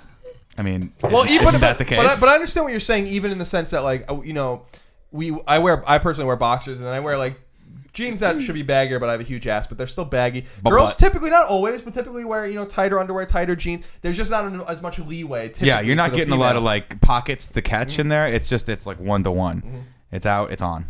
It's out, it's on. You know what I mean? Right. Now, if you're wearing those Jenkos like it's 1996, you can shit your pants. No How way, hot that would you come even know? right out of your ankle. Yeah, but Oh, if yeah. you Your just stand still, shoe. if you just stand still, no one would even know. It'd be like Yeah, you what's put- that smell? It's like you poured chocolate milk into your pocket. It's disgusting. Oh man, I don't know what that smell is. That's crazy. Did someone boof? Did someone go to the bathroom? Remember Jenkos? Oh, Well, God, I gotta those go are see the you later. worst. What was the question? I don't think it Easier to be matters girl anymore. or a guy, and That- somehow we turned it into a 30-minute discussion about shitting your Let's pants. just keep it here. I honestly, I Let's just just walk That's it. away. We'll Yeah. table that one. I think we just proved that it's actually better to be a woman than a guy because apparently women shit their pants less than guys do, and that's just That's where good we're enough at. by you? That's Good a enough net by me. positive. All right. Solved. I mean, I can't speak for all women, but You maybe. shit your pants less than we have. I guarantee you have I mean, collectively. I don't know. I mean, I have Crohn's disease, so it's like a Yeah, that's a pretty Yeah. serious stomach problem. so it's pretty bad. It can get bad sometimes. I mean, I told you my story earlier today. Yes, you probably should keep that story to Oh, yourself. you can't do that. That's the worst kind of And- setup. You guys suck. I've definitely had the You phone tell her if calls you wanna with tell my her. mom, like driving home, like, open the front door now. I am down the street. This is not a test. This is not a drill. Yeah, I've been there. Open all the doors. Yeah. All right, cool. So, Alexis, yes. what's your topic? My topic. So mine comes down to casual dating. Okay. The do's and don'ts of it. Do's and don'ts of casual dating. Yeah, I feel like for me, casual dating is like where does the line stop? Like, how much is too much texting? When do you call? okay. Like, what are the mind games? Is it too much to play? Hard to get? Like, what's too hard? You're giving me anxiety right now. Like I'm single again. Like being single is it's really difficult. Any city, I don't care where you're at. I don't think there's any city where it's easier to be single. It's hard to be What single about in single LA. city? It's really hard to be single in But LA. here, I feel like it's just as hard here because there's so many options, right? And all of the options involve, like, if you play your cards right, you might marry a 23-year-old dude that just became a millionaire at Twitter. And so there's a lot riding on it. Besides, is this what your pressures are? Well, I mean, it's complicated. Like being single is complicated, and as life progresses and as the world progresses, it just gets more complicated. But I always just try to be as honest as I possibly could with the person and tell them what I thought. And if I wanted to text, I text. But I generally never, like, I trained myself to not want to text within a specific window of like meeting the person. But sometimes I would send something like, if I just got someone's phone number, I would send them like hey, it's really nice, like it was really nice to meet you, something like that. And then I would wait a day to send them another text like, I was thinking about you again. I can't get you out of my mind. I think we should go out, but I wouldn't you'd never bombard with multiple texts. Like some of our friends do that. We have a couple friends, one in particular, who just is like, he just anguishes over when to text. And he always makes the wrong decision. Always makes the wrong. Should I text her? I'm like, no. Don't. If you think you have to ask the question, don't text. Yeah. Be cool, man. But I Let think, it like, sit for a while. seeing a lot of the guys, though, I'm like, whoa, guys, some of them play a lot of mind games. And I'm like, ooh, No, that's not see, cool. Because, everybody like, if a plays guy games. texts me, like, I'll just text back. Like, I won't think about it. Like, you asked me a question. You said hello. Like, Yeah, but you're the worst about that because guys have texted you. I've seen the text where they're trying to flirt with you and you just shut them down. well, I'm not going to lead them on. But you do it in a That's brutal good. way. You know? That's good. No, be like a band. Can I tell right Can I tell the Yeah. story of the coffee? I won't say who it was. Yeah. So she told me the story one time about a guy that texted her and was like, hey, do you want to get a cup of coffee sometime? And she didn't like the guy. And must have been like a long time ago. But she was like, I didn't like the guy. So I was like, well, how did you respond? Like, no. And she goes, well, I had a coffee on my desk. So I took a picture of it and said, nope, I already got one. I already great. have That's a good. coffee. That's smart. No, thought that's it good. was- She was like, it's clever, right? I was like, that is the most brutal thing a woman No. could possibly do to you. Because you're like super excited. You go out on a limb. You're like, I'm going to work up the confidence, text this girl, and just something simple. It's not going to be dinner. It's not going to be like a movie. Just a cup of coffee so we can get to know each other in like a human setting.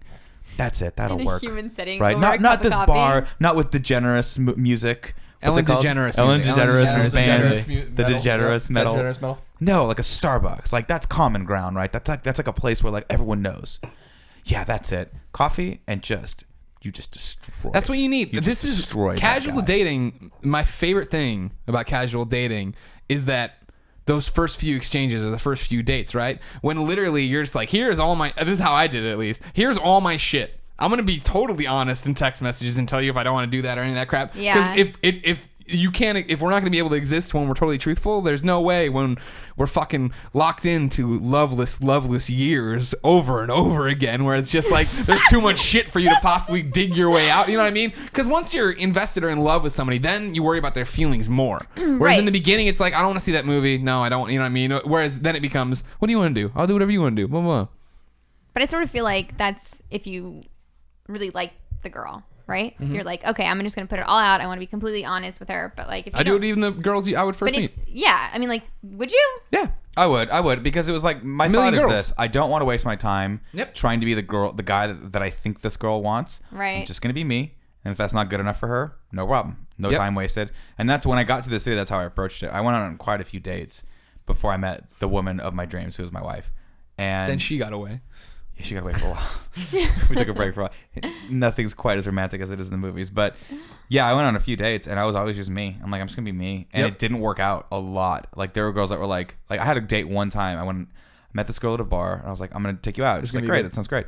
It's gonna be We good. go to dinner at this place, and we're sitting there, and midway through the date, she realized first, but then I shortly thereafter realized that this was not a good date. This was I not thought you were working. gonna say you shat your pants. No, I did not. Didn't no, I catch did it. not.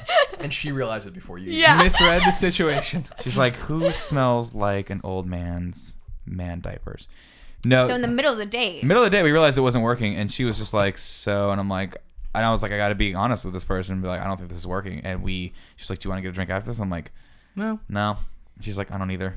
And I'm like, cool. Like, we just saved each other a lot of time. There's no harm, no foul. Right. And that's sort of the fun thing about dating is that you can get, if you do it right, it can make you stronger. It can make you a better person. It can make you a more honest and upfront person. Right. But I think a lot of the times, especially with guys, and you know, if guys like me that like we have hangups or something like that, like I think every guy does, you're out with a pretty girl and you're like, I just want to impress this person. But I think the most impressive thing is being the guy that you are, not the guy that you think she's Yep. sort of wants you to be. Right. Because women are smart and inherently have weird sixth sense where they can just see through bullshit.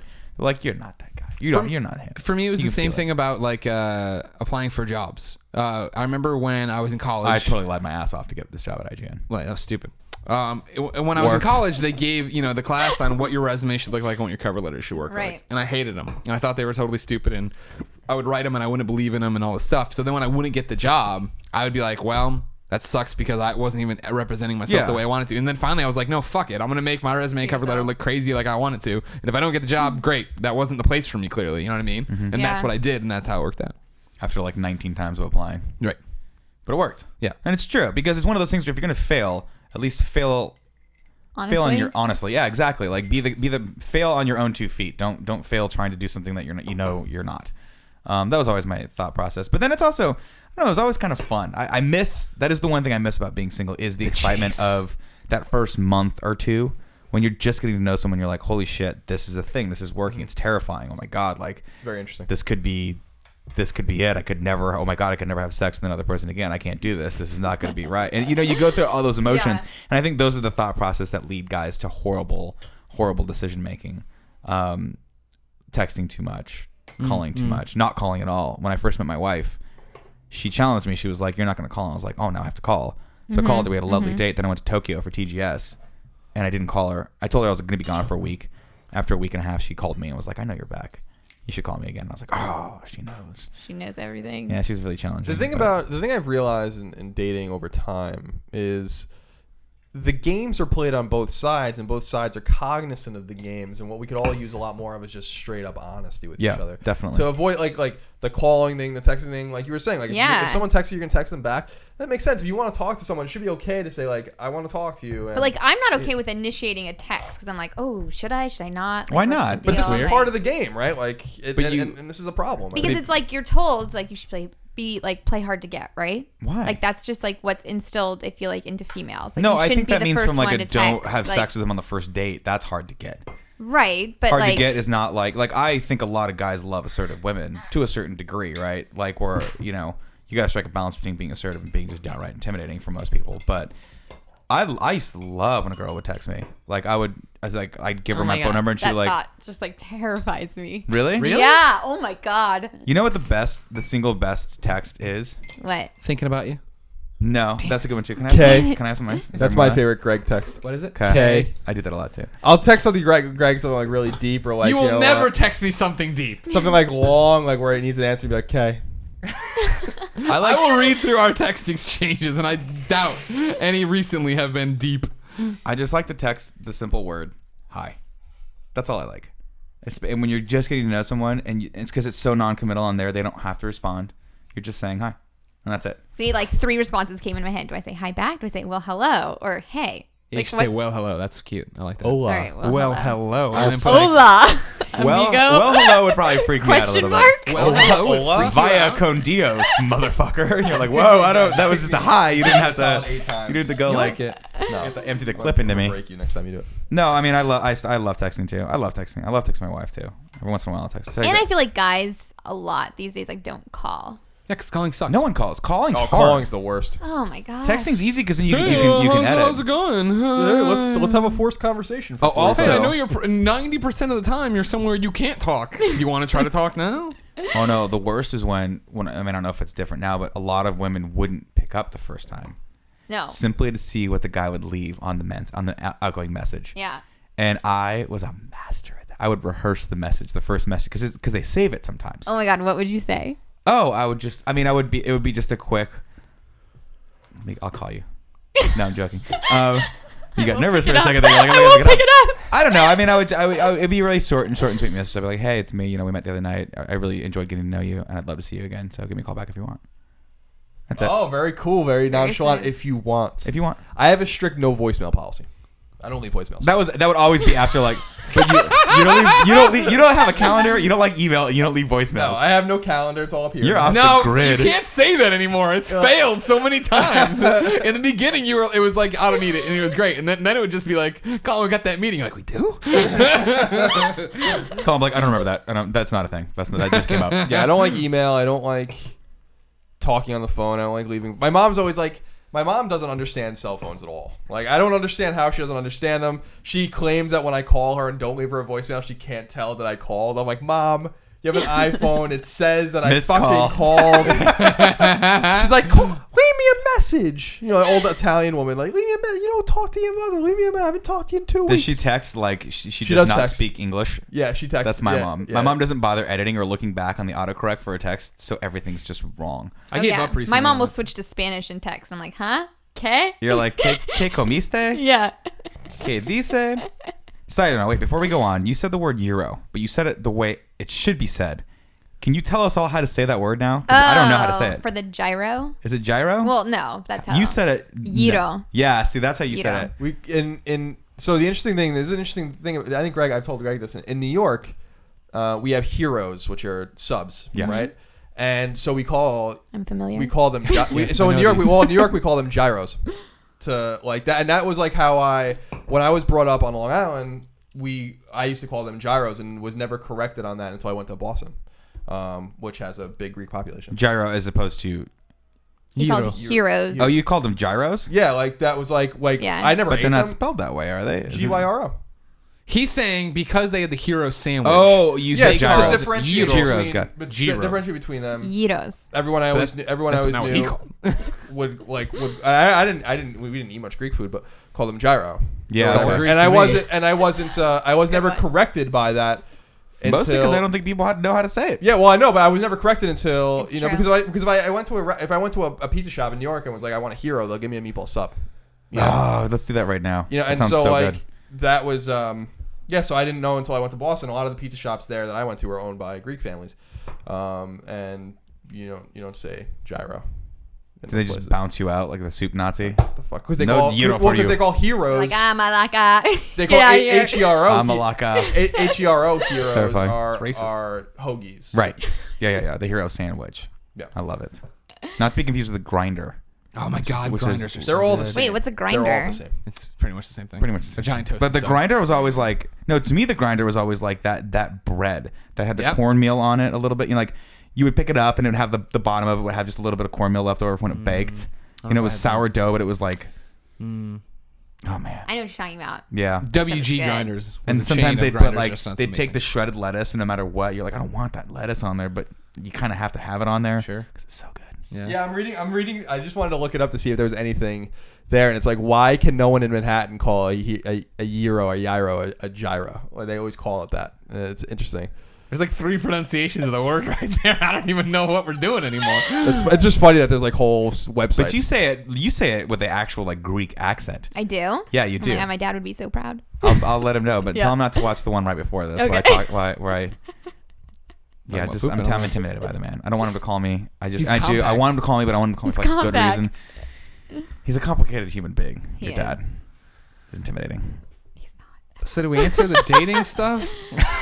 That's So wait, big. what are your do's and don'ts? What do you like when what do you like a guy to do when he first meets you? If you're into him, If I'm into him, what's the I step by step guy? I like guys to be not aggressive because I don't want people to think You want the a wrong man to be way, a man. but Yeah. You want yeah. to be a man. You don't want to be like a little like sensitive boy. You Yeah, want him to like tell I you like what the he wants. texting, like, "Hey, it's nice to meet you," blah blah blah. What if he whatever, comes back right out and of forth. the gate with a dirty But I like text? a Just like thinking about you, and then the next is a picture of him like naked from the waist down. That's bad, right? That's bad. Okay, continue. Yeah, Sorry. Don't. That's Casual dumb. dating, don't. that doesn't Got sound it. very casual to me. Gotta take it up a notch. You want to differentiate You yourself want from the to masses. be remembered. Yeah, you gotta be remembered. That But guy. then I think when you're like ready to ask me on a date, call me. you gotta call. Yeah, I'm not gonna pick up. Leave a message. You're not gonna pick up? I'm not gonna pick up. No, but you gotta leave see a what he says. You gotta message. see what the message is. The But first what message if- is very important. No one what if tells you someone this. calls you and doesn't leave you a message? Oh, that's complicated then. Because I have So, like so I do that too. Like I don't leave messages, but I will leave you a text message and be like, "Hey, called you. This is why." That would be okay. I'd be okay with that. I just like it straight up mysterious. Like I called you, you have a missed call. You have no idea why I called you. In high school, You have no fucking clue. we went to Mind games. Call it. some stupid restaurant. I forget that we were like for a summer trying. We're like, this is gonna be our max. Well, come here. We're all hanging out You here. said that. Your beach pit, Yeah, right? Or peach pit. Peach pit. Yeah, and I remember one time I wrote a note to a girl, the waitress, on the check or whatever, and left my phone number. That's right? awesome. Right. What And a move, I know. Greg. Well, I look pretty cool with my friends, right, or whatever. But then, yeah, like it was before caller ID, right? And there was one time the phone rang and nobody picked it up, and like I was convinced that was her. You know what I mean? Like it was like within a few days, and I was like, oh, that was my chance. You know what I mean? I'll never Maybe see it her was. again. You'll never know. I know. You'll never You know. You should do some research. Go to the phone company records. Go through I all. don't even know what year it was. We should call Linda and see if that's ever happened to her. See if she ever. Don't actually call called Linda. back. Never call Linda again. You're gonna get Linda fired. Well, she might be soon enough now that Portillo's is for sale. Oh, the girl. Yeah, the girl. Call Linda. We're gonna go to Linda one day. Should we call Tim? No, fuck him. He's too good for us. We're too good for him. Fair enough. I don't want to. This is like the rules of a breakup.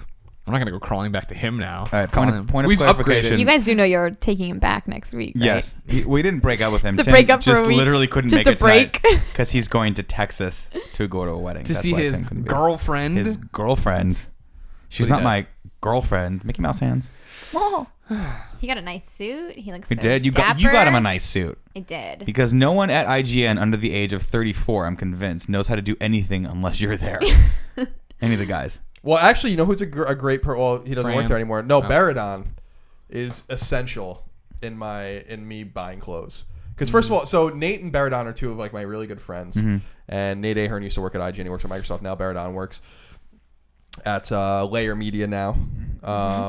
And Nate and Baradon love that they give me a complex about everything. And Nate attacks how fat I am, and Baradon attacks my clothes. So like when they're combined together, They sound like awesome friends. yeah, well they do They sound like girlfriends. no, they That's do it what as a sound joke. like. They do it as a joke. Like when I saw Nate, like he's like, he'll always be like, you're looking all right or whatever. And then Baradon, they know it bothers me, like, and like they do it on purpose.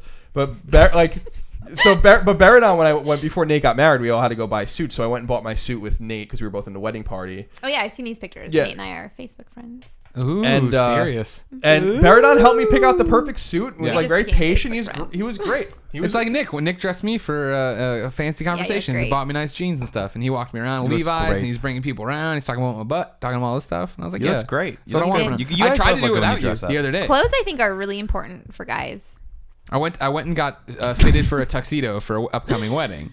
And then I was like, oh yeah, and I've been thinking about getting a custom suit. You know what I mean? Like a Jim Yeah. Riley kind of suit because Yeah. he's obsessed with it, and I'd like a little more form-fitting suit. And so she started walking me through options, and I quickly became overwhelmed and Yeah. bored with this Yeah. situation. That's what I and would have loved to do. Let's do it this weekend. I'll go shoe shopping with you. I will know. too. Suit shopping. Suit shopping. Yeah, okay. What did I say? Shoes. Shoe I don't shopping? need shoes. I'll go shoe shop. You I don't- have to have shoes if you get a good suit. Yeah. I have the nice Converse. You can't wear the Converse with the suit. Yeah, you can. No, Nope. you can't do it. We'll go Nope. through it. Here's actually a small thing that a lot of guys don't realize when you first buy a suit. You have to have it tailored no matter what. Yes. Always have it tailored. No suit fits you perfectly. Well, I know, but even At the all. Up at Noon one, like the suit we wear there. But see, even that It suit, wasn't I'd like to get tailored to you. Exactly, You that's could what I'm look. saying. That suit could look like it was $500 more expensive if we had it actually tailored to fit your body perfectly. True story. About 6 months ago, I blew out the cuff they made on the left pant leg. I just roll it up every time we do the show. No one's ever noticed. Oh, also, Joke's on us, Nick. also the pocket on the left has had a hole for like I knew a year and a something just half. didn't I feel can't right. put anything in it. That explains so much. You're right though. The tailoring is really important. When I bought the suit with Baradon, he was like, "You got to go bring this to a tailor and fix X, Y, and Z." So I go to the place Sundown, like down the street. They're really awesome down there. It's a nice mom and pop cleaner. And I go to the woman and I'm like, "I think I need you to add like 1/4 of an inch to the waist." And she looks at me and she goes, "half an inch." And then she writes it down or whatever. And I'm like, "Perfect, thank you." Oh my god! I had a very, very similar experience. I bought my suit when I got married, and of course, when you get married, you lose weight because you're like, I'm gonna work out, look great. Didn't lose as much as I wanted to. But The trap, suit- they call it. This- You're tricking her. Yeah. The Well, wedding she did the same. diet. The wedding diet. So I For did those- it. It for didn't those lose as much pictures. weight as I wanted to. Then about 8 months later, Chris Ostertag was like, "Hey, you want to officiate my wedding?" And I was like, "Sure, but I want to wear this suit because it's a daytime wedding. It's a blue suit. It'll look good." Go to try the suit on. It doesn't quite fit anymore. And I take it to my tailor that's in the neighborhood, lovely, lovely woman, and she happens to be Chinese. And I'm not saying that Chinese people are more blunt, but she was specifically blunt with me because I was like, I asked her how much should we take it out, and her answer, which I will never forget, was all the way. We should take it, and she wasn't kidding.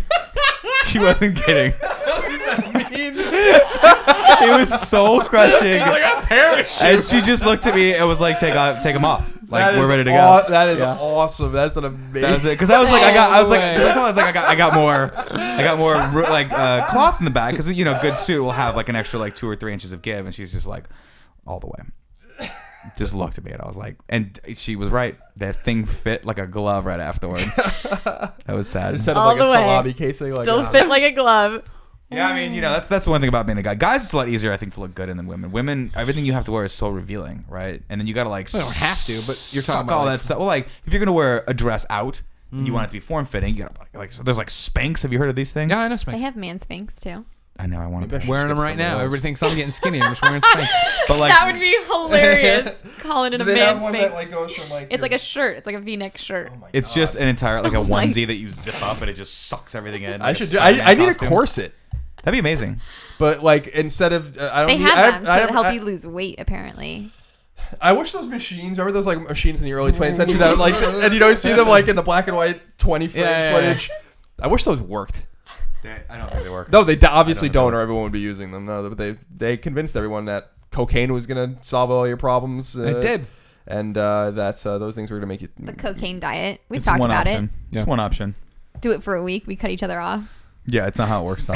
Sadly, if I can't quit smoking, I'm definitely not going to start doing cocaine. Cocaine. It's not going to work. I think that's a little harder in the grand scheme of things. Okay. But yeah, Colin. So my topic is based on a book that I've been reading, and this is pertinent for most of our audience, I think, and it's simply about Sega Genesis and Super Nintendo, and which one was better. And the reason I ask you guys about this is because, and gals, is because I've been reading a book by Blake J. Harris that Greg provided me for, and it's not out yet. It comes out really soon. It's called Console Wars, Sega, Nintendo, and the Battle That Defined a Generation. Is it good? It's a meaty book. It's about 500 pages long. The text is kind of big though, so you could probably fit it on 300 if they were a little tighter on that. But it's a fantastic book, and it tells the story of Nintendo's dominance of the industry, and Atari's fall, Nintendo's dominance of the industry, and then the first fight that Sega had with Nintendo over the Genesis and the Super Nintendo. So I was just curious what your guys and gals' collective thoughts were about those consoles as a kid, which side you fell on. Sure. You think you ended up being on the right side because history. Because to me, I was a Nintendo kid through and through, NES kid, and then a Super Nintendo kid. I didn't have a Genesis until later. I bought a Genesis in high school on eBay. And that's because I found a copy of Castlevania Bloodlines brand new at Toys R Us. I have no idea how I did that. It was like $19.99. So that was like totally awesome. I should have bought them all. They had like 10 of them. I could have gotten a fucking fortune. They were all sealed. But I wasn't fortune is a that's those. If I kept those today, those would each be worth like $100. So that's pretty good investment. Right, They were like $10 each. So but to me, like Genesis was always like it was like so second rate compared to Super Nintendo. I felt like Super Nintendo was like such a dominant console. Like it's such an amazing console, and it was really close between them. Super Nintendo ended up beating Genesis ultimately, but Genesis outpaced Super Nintendo for a long time. Well, I think Super Nintendo. Wait, we're talking about Super Nintendo, right? Yeah. Right. Not the NES. Obviously is better than Master System. I don't think. Let's not get So I always felt like, and this is just a weird part of my psyche, that whatever anyone else has is inherently better than whatever I have. And I don't know why I think that, but my friends, a couple of my friends had Genesis, and I was just envious because it was the allure of the other, you know? Sure. You knew what you had. The grass is greener. But then you'd go over and play on their system, and you're like, oh my god, it's Toe Jam and advanced. Earl? It's advanced. He's running fast. He's gotta go fast, some would say. I'm well documented as a Sega kid. Hey, Portillo's here. There he is. He's been gone this whole show. I'm well documented as a Sega kid. Got the Sega Master System all because it was the first Ghostbuster game I saw, and that was it. No research done by me or my parents. You just had to have it. Yep. It was that addictive, What a fucking blunderous beginning you had. Well, see now, stick with me here because I'm a Sega kid. So then I obviously bought. I remember I got the Master System right before kindergarten, somewhere like that. You know what I mean? And then I remember for my first good report card in first grade, the Genesis was brand new, and I was able to finagle my way to get that because I was a brand loyalist. You know what I mean? That's all you knew at the time because it was warfare out there. You know what I mean? Like, yeah, you didn't want to take you're not going to switch. That's like switching countries. You came in, you said, I'm a Sega Master System kid. It was People were like, I don't know what hardcore. that is. I'm an NES kid. And I'd go watch them play Mario. I'd be like, this is garbage. Who is this kid? Get me Alex Kidd. Blah, blah, blah, blah. Alex Kidd. Yeah. But you do. Alex Kidd was good. Yeah, it was. But I mean, that was the problem is you get brainwashed. You're stuck. I remember it was a big deal when I got a Game Boy. Because I was like, this is awesome. You didn't get a Game Gear. No, I did that. I got that too. I was spoiled. You were only child. I was an only child, and I was the last kid of all the other cousins, I guess, right? So I was just spoiled by everybody. And so yeah, got a Game Gear, had the Game Boy, but it was strictly a Sega kid. And looking back now, a video game journalist, objective, knowing the industry, I had such a raw fucking deal. I bet on such the wrong horse. Like I missed so much good shit on SNES. See, I think honestly, and regular Nintendo. Part of me, that's part of the reason why I have had such a tough decision on what next gen console to get, because I don't want to make. I have this weird. I just don't want to make the wrong decision. It's like. But now what it's they call different. You're decision old. paralysis, where you're like you don't. The decision's so hard to make that you just don't make one. That was kind of that's what I worry about. Why don't you just buy them both? Yeah, you have It's a pretty money expensive. It is expensive. I hate when people say that because it is expensive. It's Sure. about it with It's tax about $1,000. But if worth you're just of that, consoles. I mean, like it's different now than when we were a kid. Because when you're a kid, your parents were like, "This is a toy. You get one." You know what I mean? At least you're not going to get like that was part of the loyalty thing. You know what I mean? I remember when N64 was just about to come out, and I asked for that that was going to be what I wanted for Christmas or whatever. It might have been my birthday, and my mom's like, "You sure you don't want the Sega Saturn? Like you've been a Sega kid this whole time." And I was like, "You're right, Mom. I won't give up on Sega." And it was like, what the fuck was I thinking? Really, you didn't even have an N64? No. I came around in the N64. I got an N64. That did Did you have happen. a PlayStation? Yeah. Okay. Yeah, That's well, all that really matters. Yeah, no, yeah. I got on track. I figured it all out in the end. You know what I mean? But like, I look back and like the amount of awesome like genre-defining video games I missed. You know what I mean? Not to have an NES, not to have an SNES, to have to come to everything late for Ocarina of Time to be my first Zelda. and like Ugh. do a similar thing of like my friends were playing Zelda on their 64s, and I was like, whatever. Even I played Zelda. I'm gonna play Panzer Dragoon Saga. Right? Yeah, on my exactly. Saturn. Yeah, I'm gonna keep playing Independence Day. Thank you very much. Did you get the Dreamcast? Did No, anyone get the no, Dreamcast? I got the but Dreamcast like at launch. Sega Saturn was it, where it was finally like the wake up call. I was jarred from the Matrix. Yeah. Where I was like, you guys know what the fuck you're doing. Fuck you. I can't even play these games. I gotta took get a the blue memory pill? card expansion RAM thing for the back to play video games. Get out of here. Lex, Yeah. growing up. Growing up, I had NES. Did you really? Yeah. Did the girl you had And a one with Game Ellie? Boy. And then like Genesis and stuff was over at my cousin's house. They had like every console. And like Sure. going over there was awesome. Did you actually play games when you were growing up? Yeah, well, Not a sort lot, I of. mean, just casually. Yeah, my cousins were really hardcore gamers, Mm-hmm. and then in my households, like they were super strict. My parents, so Your parents are so strict. yeah. So like, I think I've told you this story before. The reason I got into gaming was because my dad worked at a bank, and one of his clients was Namco, and they would give him video games like to take home. So that's how I got a console, and I was like, this is awesome. So I played like Tiny Toon Adventures. What else did I play? Bassmasters Classic was my first game ever. It's a great game. And I just was like, this is awesome. Like, I'm playing video games. Like, I just thought it was the coolest thing. And, like, just playing that game. And I didn't even really understand how to play it. Like, Yeah. just Yeah. get the jig. That's And, still me today. and you're just like, what am I doing? Like, getting it into the... Have you ever played this game? No. Oh. You know Bassmasters? Yeah. Yeah, I know Bassmasters. And so that's, Thank like, what got me into gaming. And then I remember just going with my... Like, I used to buy my games at Costco. Oh, Costco. Just because, like, my parents didn't know. Like, my sister's, like... Well, that was the thing. Like, you girliest didn't girl. have the internet. No. You didn't Yeah. know what Right. was good, what was bad. You took a chance. Box art. You literally Yep. judged a book by its cover. You flipped You it over, you looked looked at at it. 4 Yeah. screenshots, and you're like, all right, that seems like it This might looks be good to cool. me. Or I This would is go to worth the Costco $30 or and- however much it was back then. I don't even remember how much were NES games. They were a lot. They were 40, 50, or 60. They were, like, depending on the The, memory like- and Yeah, I stuff. always felt guilty for asking for them. Like, my mom Yep. just like always constantly made me feel guilty for Well, asking. I always tell the story of like when we were at Toys R Us in I forget what we were buying or whatever I was getting some toy and my mom pulled out a credit card and I broke down in tears and I'm like, are we broke? Like, do we not have money? I don't need this. You know what I mean? Like, Yeah, yeah. 'cause you do feel at some point You're that a there does start sensitive to be man. that. You're such a sensitive man. Well, I was always afraid of us going bust. You know what I mean? Yeah. Because Were the you thing- guys close to it growing up? No, not at all. Like, and that's the whole thing. Like, but like you don't know that Just a as a very kid. sensitive man. Here's the thing. I So mean, fear of pooping and fear of going broke. but I mean, here's the thing to think about as far drives as this. And Greg I know Miller? Colin and I have talked about before, things. right? Is the fact that my dad was in a union. And he was an operating engineer, heavy okay. crane operator. You know what I mean? And Yeah. He'd work for years and then be off for a few months while they Sure. the next job cycles in. And to a kid, you think he doesn't have a job. He Yeah. has no job. You know what I mean? We're gonna be living out of tin cans or something eventually. Yes. And so that was the concept I had trouble wrapping my head around as a kid. That no, he's fine. This is how it works. This is Yeah. how the job works. You know what I mean? That never factored into anything when I grew up. I Oh, had me no neither. idea my parents' finances growing up. Oh, me neither. Well, I didn't know they were like rich or poor, but I mean, I you know what I mean? Like when your dad's home, you're like, oh God.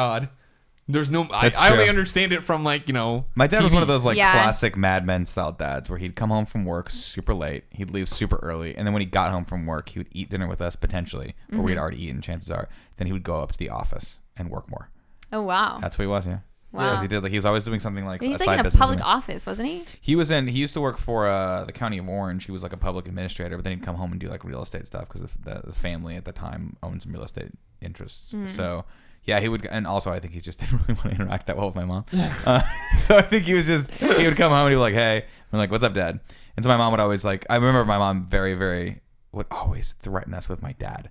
She would be like, "When your father comes home, Yeah. he's gonna be so mad." And my mom was always the crazy one.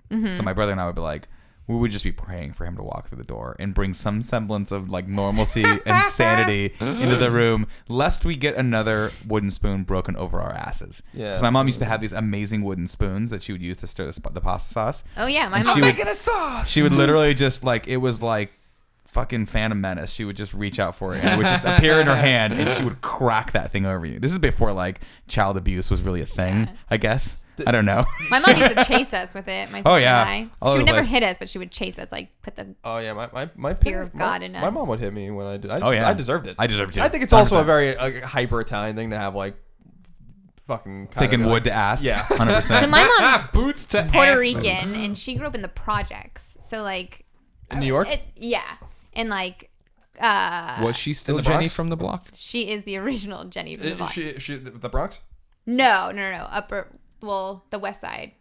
Manhattan. Yeah. So, and my mom used to be like totally a gangster. So she had like long black hair, and she used to get into like street fights with people and like with girls, and she would tie razor blades into her hair. No so when they would fucking go way. to pull it, they would like cut their hands. Jesus Christ. And I was like, whoa. That's when I knew. I was like, my mom, like, I'm not going to mess with her anymore. See how terrifying her parents are? Her mom does that and her dad's a banker. What the hell does that mean?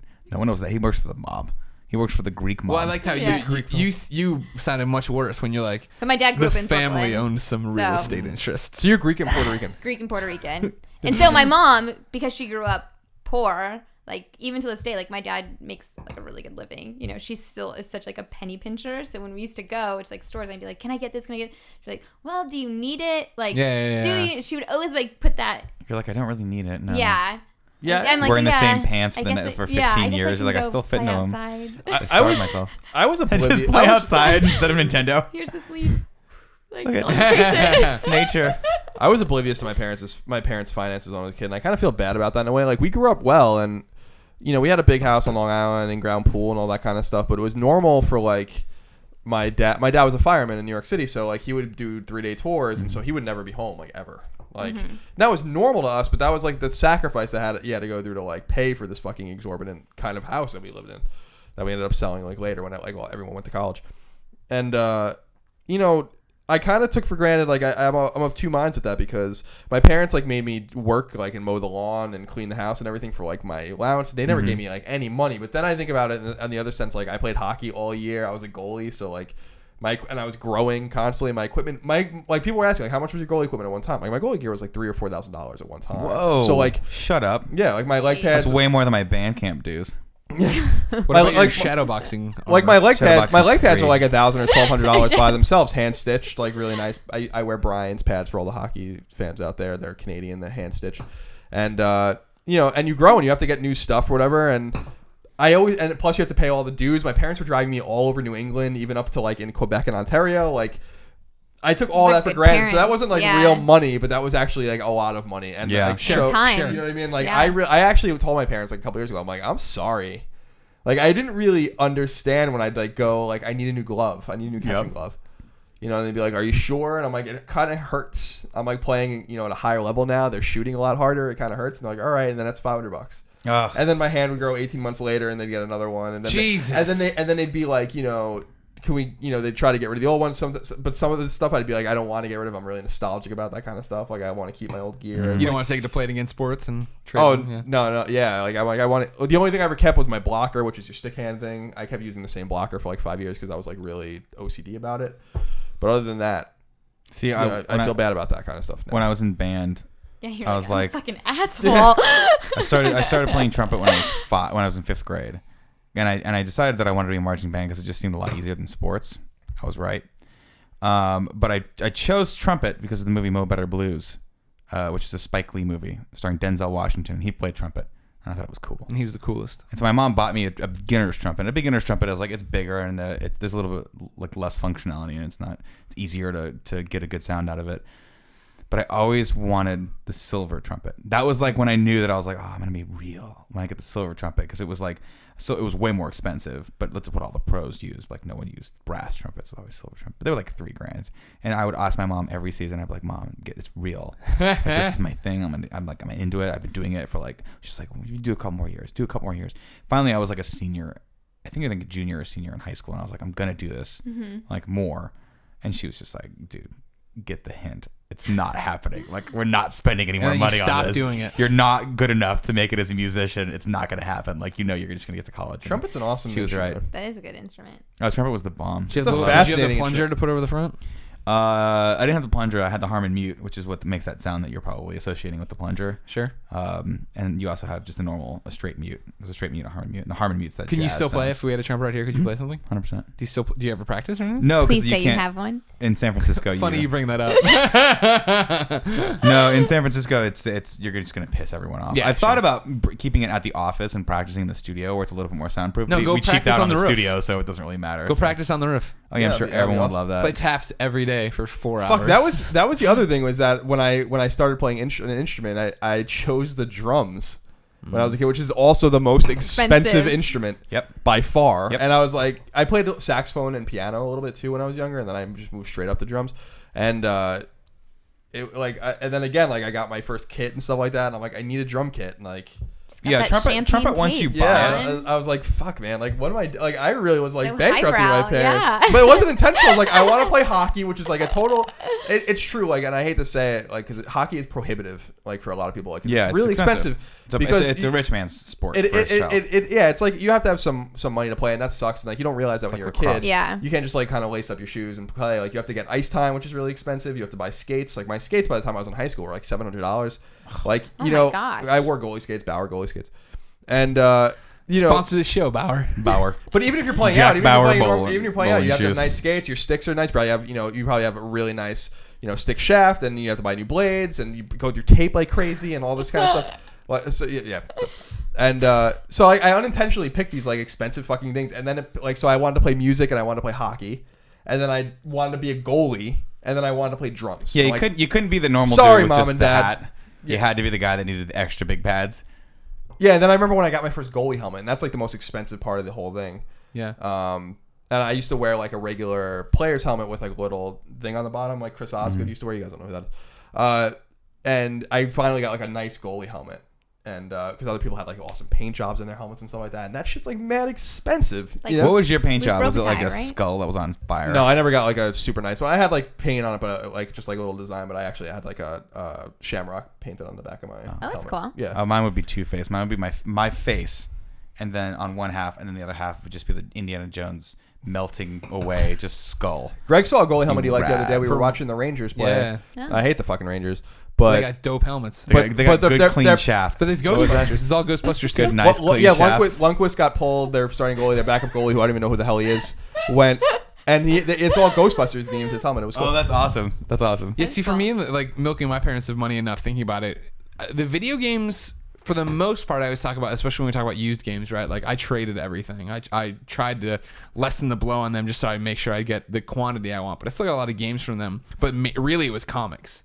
And I remember, like, comics like the biggest money suck for a kid. and that was the thing, is like that was like my dad and I's bonding time. He'd pick me up from school on Wednesday, and we would go to the comic shop and buy comics. And I remember it like there was no like restriction. They didn't put any restriction on it, so the pull list grew and grew and grew. And I remember at one point when I was getting $50 doses of comics every Wednesday. You know what I mean? And like Wow. feeling bad about it, but then it wasn't like my dad would be like, it's an investment. You know what I mean? Like Yeah. at the time, thinking Your probably parents were nice. Yeah, Yeah, but that is super. an investment. Look, now you're just like super into them. And Well, yeah, exactly. Like, So, and I don't, paid but off. but I think to him it was an investment of time, like us together, right? Because we've always had trouble Do connecting. you and still it's- associate Oh comics sure. with him? Oh my god! Every time I come back from Comic-Con or something, I talk to him about it because it reminds me of when he would take me.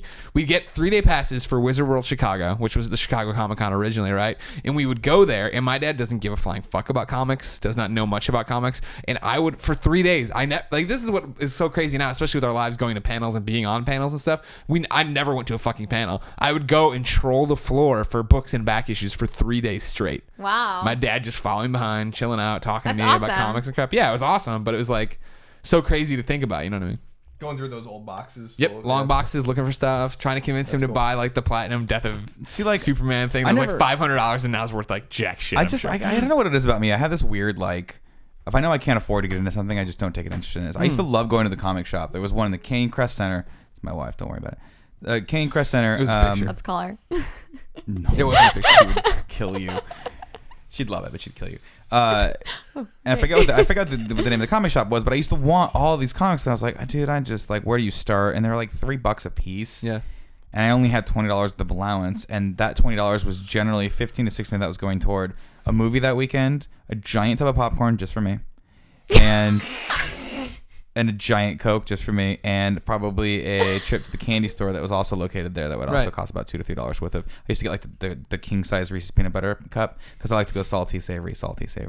It's not a big I deal. can get into that. Yeah. No, I'm with you. I mean, I know what you're talking about. That I mean, because that's what I would think about. And I had friends who had been into comics and fallen out of comics because, like, So you thought It you just so got you're too not fat. expensive. yeah, their parents were like, no, See, you got to I pay for feel your like- own habit. For me, so we would go to Greece a lot for like summers and stuff, and so I'd be Just like, like Mamma oh, Mia. I need what? Just like Mamma Mia, that movie. Yeah, just like Mamma Mia. So we'd go, and my dad would take us to the bookstore in the airport and be like, pick out a book. You have a long flight ahead. This was before like any of the cool stuff was in the planes. And he'd be like, don't you want a comic book? But my dad's, a kid also, like, I'm first generation here, so he didn't know. He's from Brooklyn, like, has no idea. So I'm like, oh yeah, a comic book. That's really cool. Like because I was like a real tomboy growing up. Yeah. So I'd pick up like all the Archies. And, like that's what I thought was like cool. Yeah, that's cutting edge comics. So I sort of felt like So you had I didn't growing really up, have by the way, your options were Archie, Spawn, and like Spider-Man, and you're like that Archie. That's edgy. That kid's talking because he was Betty rich. or Veronica? He was rich, so it probably meant that he was into cocaine. That's what it was, exactly right? what it was, yeah. Archie loves it. So I felt like I never got do talk guided about it a into lot, a don't I? direction. Oh, where, sure. I gotta stop. Where you could like really invest. Yeah. So and then going to Greek school, no one knew. You went to Greek school? I went to Greek Did you have to wear a school. uniform? Yeah. Describe it. I went to Catholic school. I had to wear a uniform. Did I you did. wear it? Describe it. Oh, okay. So I'll describe my uniforms because it's not Collared nearly. shirt. Mine was brown corduroy pants and a brown shirt that was Stop it. like it was like cardboard. You had to put it on with your arms straight up. You couldn't actually finagle. Like it had to go on just one way or it wouldn't work because it was made out of the world's cheapest material. I know that Yeah. material. You know what I'm talking well. about? I know that Mine material. was like well. that. It like, doesn't Like breathe. polyester. In high school and then also when I went to grade school, junior high, all that stuff, like it was like there was like a monopoly where it was like one stores where you bought your uniforms for them and they were Dennis. garbage. Yeah, Dennis. Yeah, Dennis for, uniforms. yeah. And they were the starchiest motherfuckers you ever wore. Sponsor this podcast. Game over Starches. Greggy. We'll all Dennis wear them next uniforms. week. Dennis uniforms, the starchiest motherfuckers.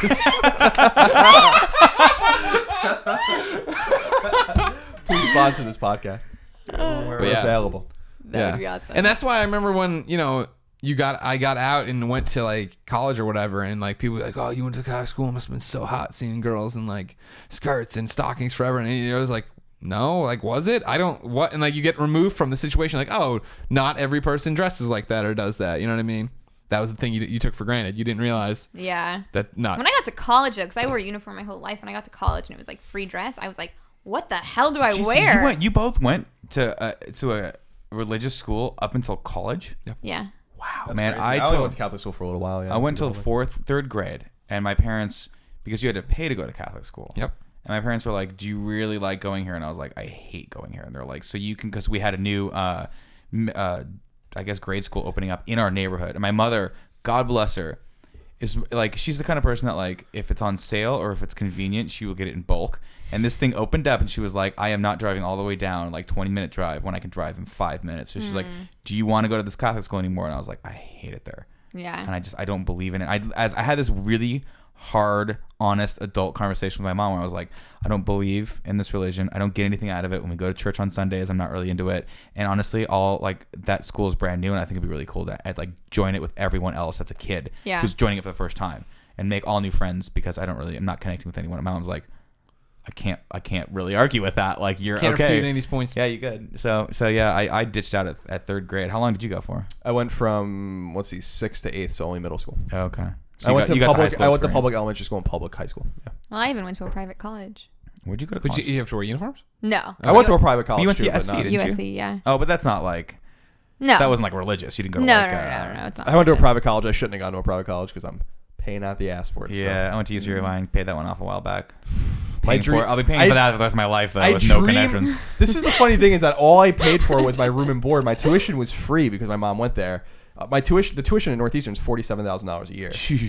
So like I didn't pay any of that. Like That's awesome. I paid only for room and board, and I still owe some I've been paying it for 7 years. I still owe like $38,000. Jesus, what did you Jeez. stay in a mansion with a Ferrari? You Magnum PI? Or you staying in Hawaii? Him and Ramon's doing You and so Ramon. Me and Ramon, yeah, everyone I know like is like, it's just like, fuck, man, like it's worth it. Top 50 school, Northeastern's a good school. You should go there, but make sure it's paid for completely, because when you're that's a good lesson when you're 17, 18, 19, and then you're signing these like things, and it's Loans, like, yeah. and you're like, whatever, I don't give a fuck, I'm gonna go get drunk with my friends now. And then I remember when I got my first bill and I saw how much I paid, what I owed when I was 22 when I started working at IGN, I started fucking crying. I was like, holy shit. Yeah. You know, like, why didn't I do this smarter? I should have just, my mom lived in Boston, like a block away. You could have just I could have just lived with her. Did you live at home when you went to college? No, you had your own place. No, my dad was awesome. He paid my whole way, and Oh yeah, no, I thank him the whole time. Yeah, it wasn't happening for me. So my parents That's where did he the same saved. thing. I got Archie Comics, but I got to get my college paid for. That's pretty amazing, especially SC because that's expensive too. Yeah. it's Did very your sister go there too? Yeah. Okay. I just don't know if it was. I don't know. I often reflect on my experience at Northeastern, and I'm like, it was a good experience. I met a lot of great people, like Ramon, like a lot of my good friends. Ramon's my best friend. Like I met a lot of great people there. I got a great education, and my diploma is worth a great deal because that school is really prestigious. But did I really need it? You know what I mean? Like I often think about that. Like maybe I should have just stayed in New York and went to like a state school, like a SUNY school. And maybe I'd still be in the same place I'm in now. I don't know. I think you. I mean, if you like who you are, I think that's what. I do like who I am, and I like saying I went to a good school. But I'm like, is it worth the fucking complete financial? I don't know, Lex. anguish? Was it worth it going to SC? I mean, I don't know. I'm a huge advocate for education for college. I think it's super important, not only for. I mean, going back or hitting your point, like, doesn't matter which school. I mean, there is a sense of pride when you can say, like, Yeah, SC is like a huge sense of pride. But I also think, like, even if you don't, like, it's not a huge deal. Like, it's not, I don't know. I don't think it matters, but I do think that it teaches you something more than just, the books and the education. Like, you learn socially so much. Like, I feel like I can be put into any social situation and meet people, find friends, and kind of, like, be a social person, which I think is really important, that I think a lot of kids nowadays lack. I agree. And I think college, moreover, my mom always says, my mom's a scholar. She works in a college in Virginia now. And she always says, it's not about like what we're teaching you. It's about like proving that you can do it. Yeah. Like that you can like just do 4 years of like what is told of you. Whatever you got to do. Yeah. What you got to do. The Yeah. mental like, discipline to get through Yeah. it. It's Sure. like she's like, once you get to graduate school, then like you're really studying in depth what you need to know. But like this is like saying like I can do it. I can do all these different disciplines and navigate through it all really well, because you're thrown all these different classes that you're like, well, what the fuck am I supposed to take? So I'll tell you this because you dodged my question, which is okay. What? Don't worry about it. As the only person sitting at the table that went to a school that's not particularly great to hail from, I'm jealous of all three of you. What? Because You went to a UC school? No, I went to UC Irvine. It's a great school. I'm not saying it's a bad school, but no one that went to UC Irvine like gets into arguments over whether or not their school was better than anyone else's, like people from USC do, or Mizzou, or Eastern. I wish I went to Northwestern. I was like, what, Eastern? Chicago? Yeah, that's Northwestern's one of the is like number I 2 know or number Northwestern. 3 in the country. Northeastern's like number 40 something. I don't know. But that's what I'm saying. Like when you go to wish I SC, went there. there's such a point of pride from the alumni and the lineage of that school. You just don't have that at UCI. And so like no matter what, it's just that's one extra thing that you're like, I got that. I went to USC. Yeah, I had that cool but experience. like I said, like that's a sense of pride. But Yeah. what is that? Like, what is pride? It's- Like, what is anything, right? Do It's I like- have that over you? You got a know? sports team that's cool. You can get to watch games with people and be like, I went there, I experienced those games. Well, there's the in the Mizzou seats, Mafia. you know.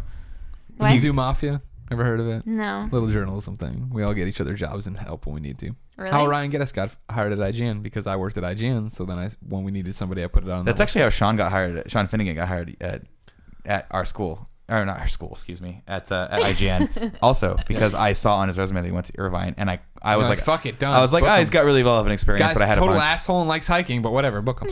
No, I called him. I straight up called him the first question. I was like, dude, how was Irvine? And he's like, oh, you went to Irvine too? And I was like, oh, you're pretty much hired.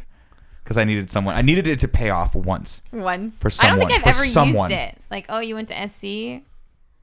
Cool. Like, I don't know. Maybe I'm just not using it right. I don't know. I don't think it's ever. You're I not don't think using it's it really right. helped me. I think it's like, well, he maybe he's smart or something like that, but I don't think it helped me get a job or land anything. To me, it's like you were saying, like it is an experience. Like I often think about the uniqueness of going to a school like Northeastern. Like I always say, like it's a big school. It's in Boston, but it's we always say like Greg went to a school that was like really prestigious with sports and stuff like that.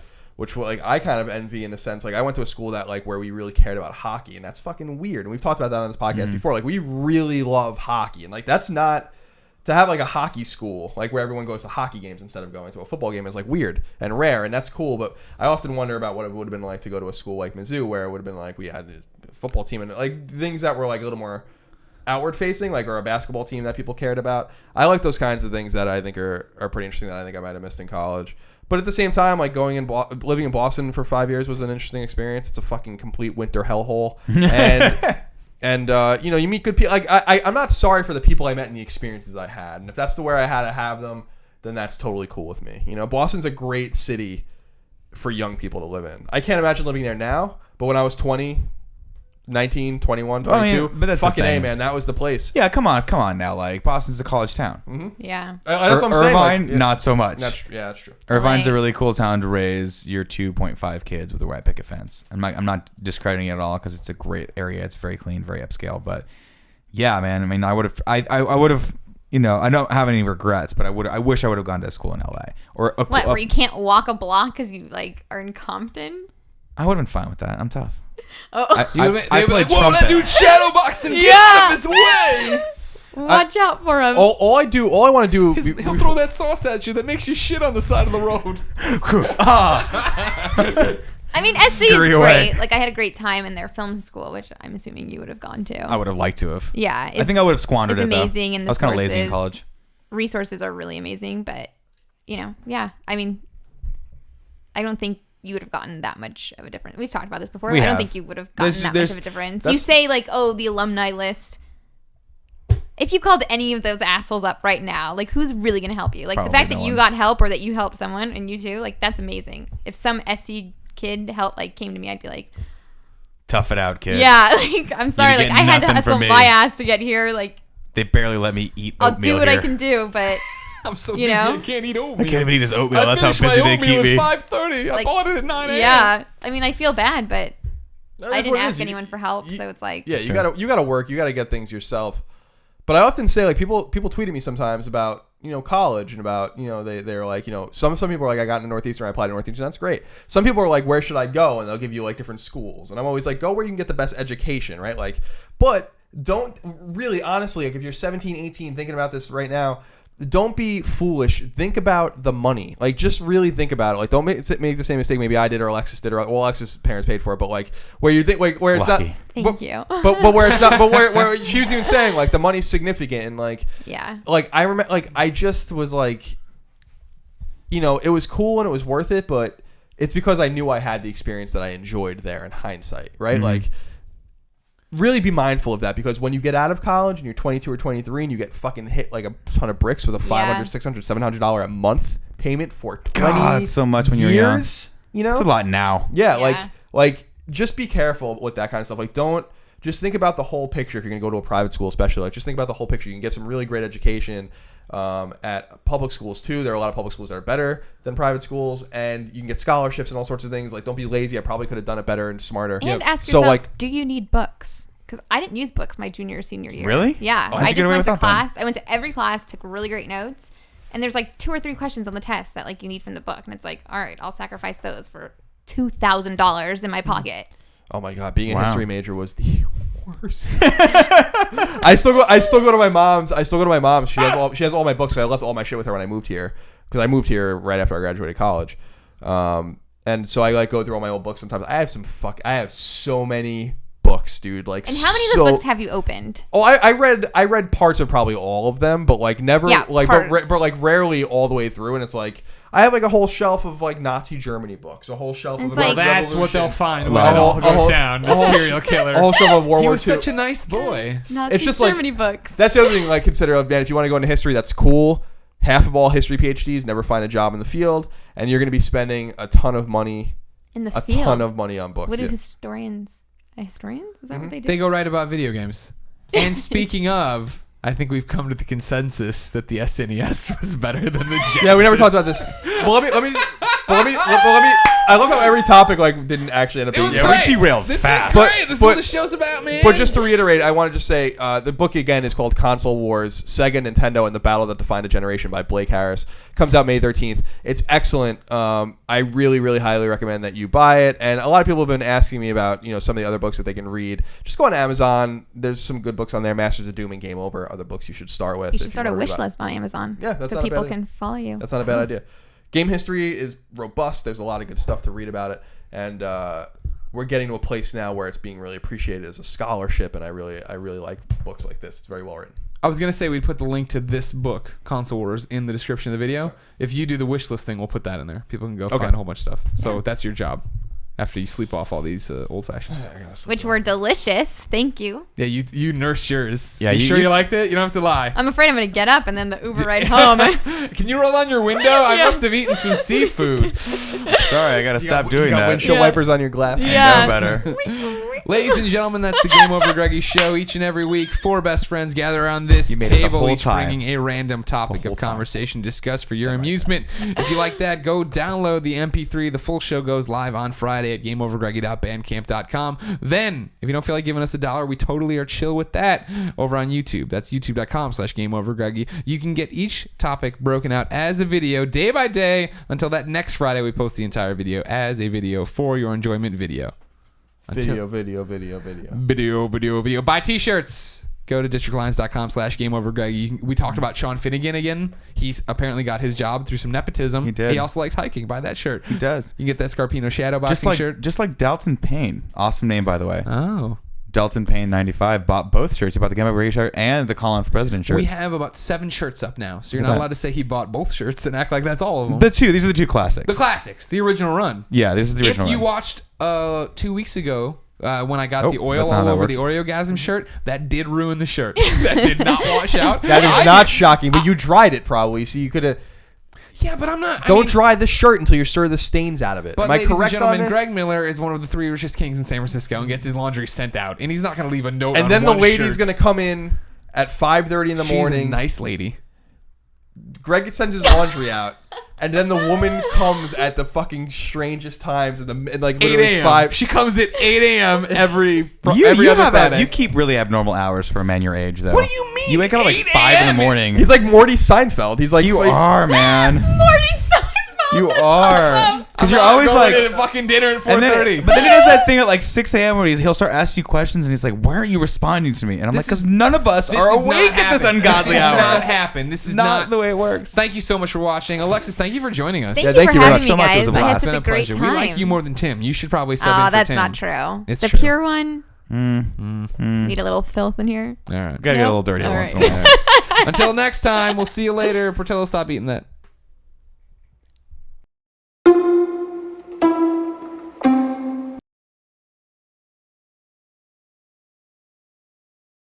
Go for it.